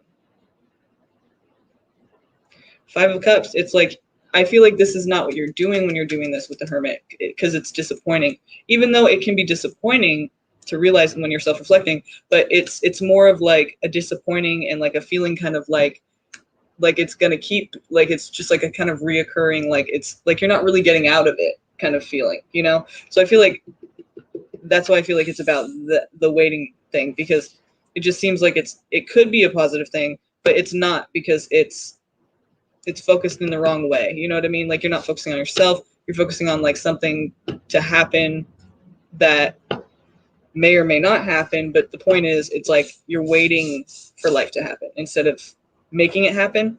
So, and again, you know, about the disappointment thing, you know, this cup here is, or these cups are all knocked, sorry, these cups are all knocked down. 3.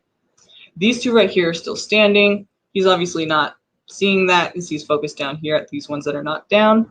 So he could like reach back and he can get the same thing he's been getting, and he could just keep being disappointed with it. Or he could like take these cups here, and you see this bridge, he could just go across that bridge and see, and he could go into this castle here.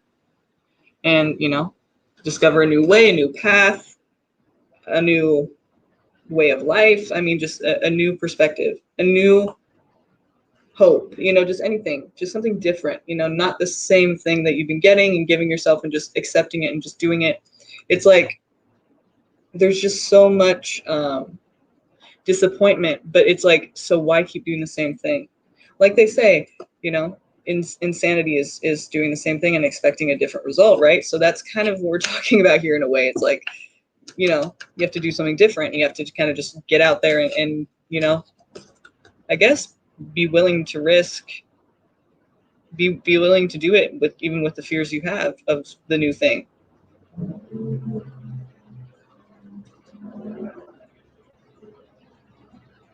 Right. Right. And there's nothing that I can say to make you feel like you know, right now, that's how, what it is. And that's okay right now, you know, like that's okay to feel like that. I'm not trying to say don't feel like that. I mean, you feel how you feel. It's just, I just hope that, you know, when the time comes and you get fed up with this, hopefully you'll remember, you know, that you have a choice, and you can live a life that you deserve to live. You don't have to wait around for anything, you know. Sometimes there's times when we like kind of have to wait, but no, really no. I mean, no. So but this is telling me, you know, something about like marriage. It's the disappointment. Like you want marriage, you want like a commitment. I mean, it's, to me, it kind of feels like, along with the disappointment here, like you know, I feel like if you don't change certain things, I'm not trying to say change yourself, but I'm saying that like basically there's just things that a pattern that you keep engaging in, and it's not working for you, but you keep doing it, and it's just still disappointing, you know. So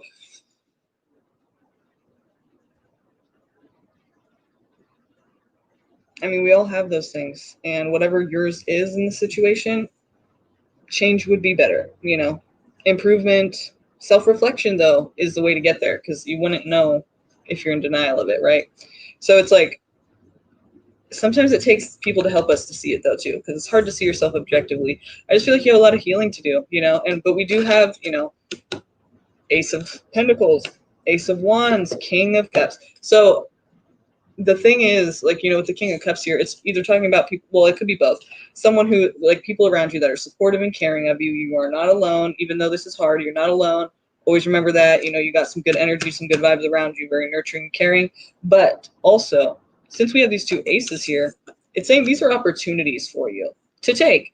They will be presented to you, but you don't have to take them, and they're not going to fall into your lap. You do have to put effort out there, but this energy will be available to you to take advantage of if you do that, which is a good thing. That's what you should do. You should take them and just say, like, thank you, I'm going to do something with this, make it happen. This King of Cups here could be a water sign that comes in, but here's the thing: if you don't take action, and if you don't do this work, this healing work, like, it's going to take time. Don't put pressure on yourself like that. I'm just saying, I feel like this is talking about security and taking action. And how are you going to do that? How can you use that to your advantage, by doing the same thing you've always done? You're going to have to be taking action, and you're going to have to be figuring out what it is about yourself that needs healing, because this is hard, and it's going to be hard. And you know what? Nothing that anyone can say is going to change that. You need to, face the shit and actually figure yourself out, so that when these opportunities arise, you're not, like, still doing the same thing and still stuck waiting and still not even seeing the opportunities.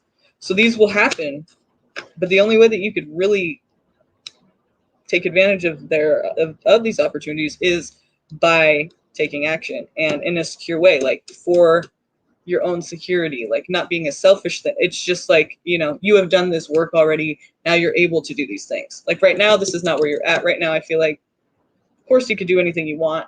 Don't let me stop you, of course. But it's just, this is kind of like talking about, I feel like, after the Hermit, after a period of time, and especially after the Five of Cups, because, it's after a period of time when you've learned, your patterns and things that are not working for you anymore, and things that you just kind of need to heal.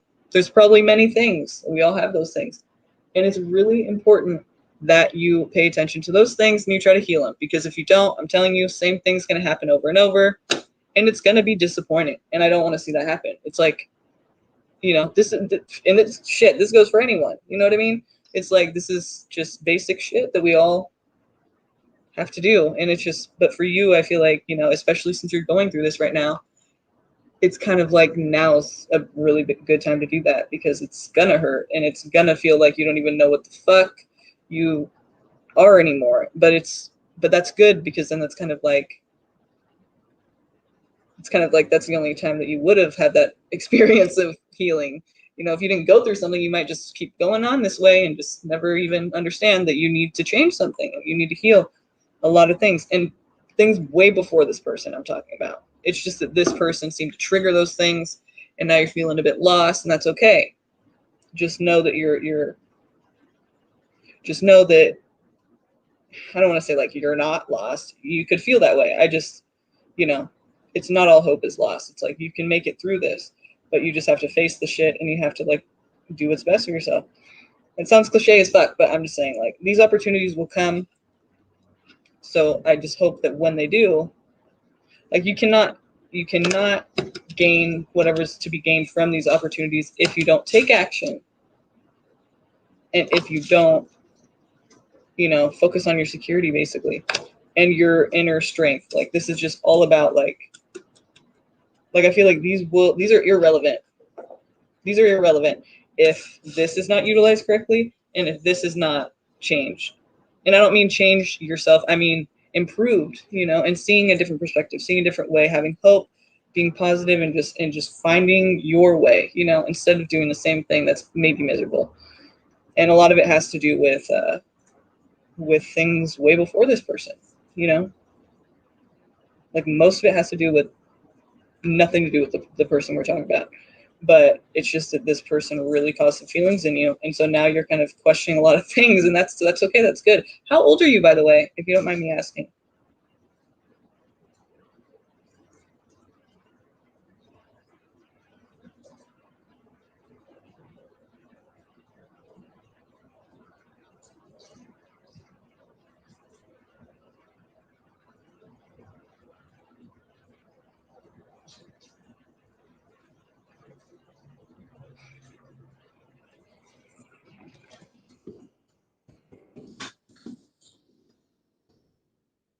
You're 21. I want to read you something because you're going through it too, and that's why.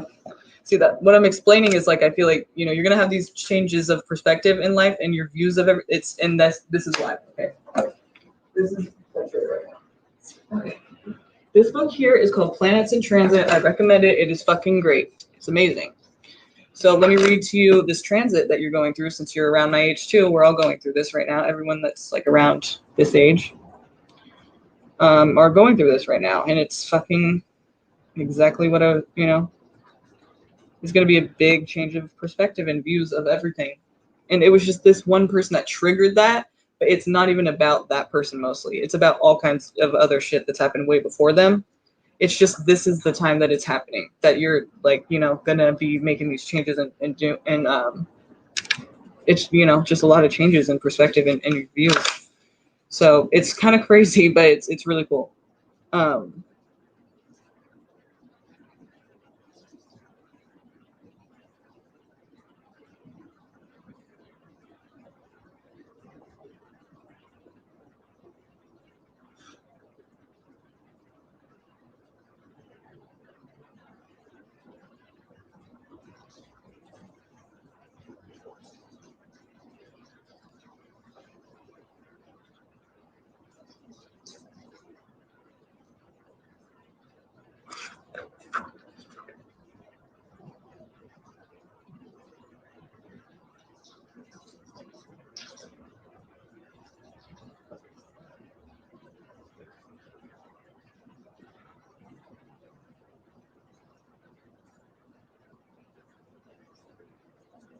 Okay, I haven't got it yet.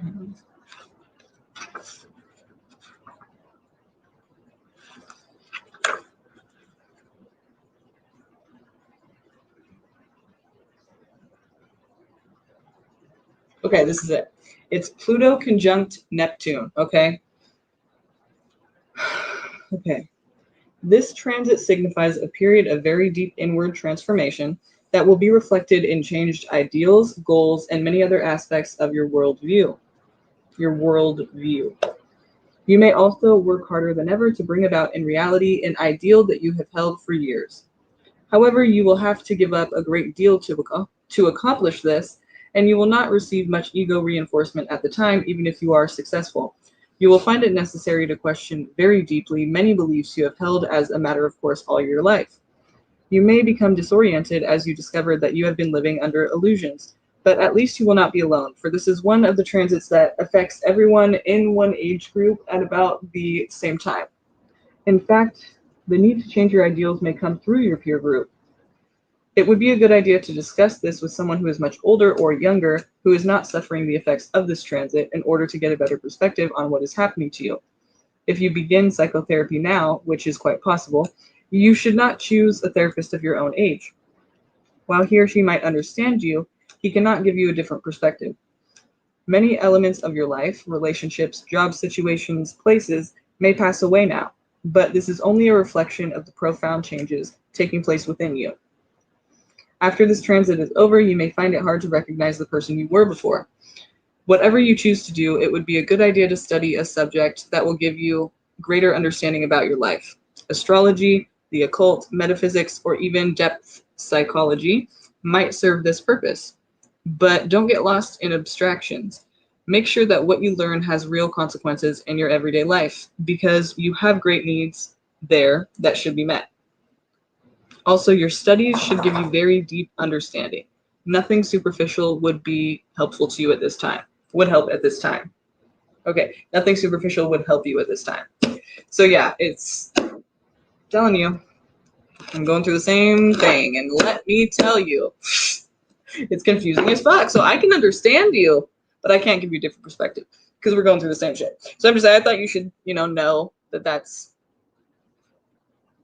some interesting thing. I thought it was really interesting. So I just thought like we're kind of talking about shit like that's gonna change for you like in a huge way. Like it's just so I felt like you just needed to know that that's kind of maybe why, that's a transit that we're all going through if you're around that age.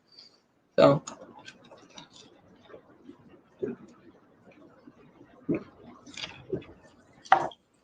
very good book, very in depth. So,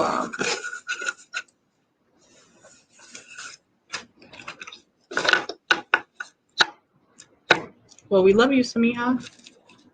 We love you. And everyone else too. Thanks for coming, you guys. I had a good time. I don't even want to go. But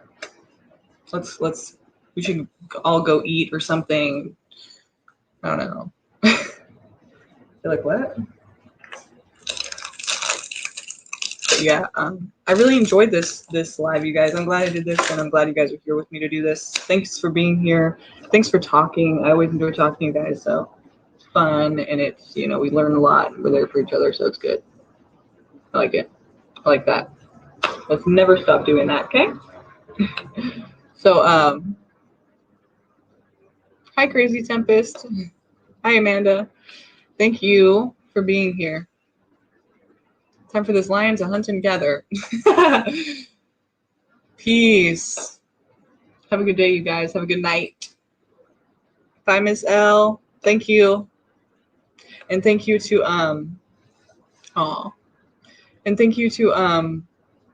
Margarita and Azalea for the donations.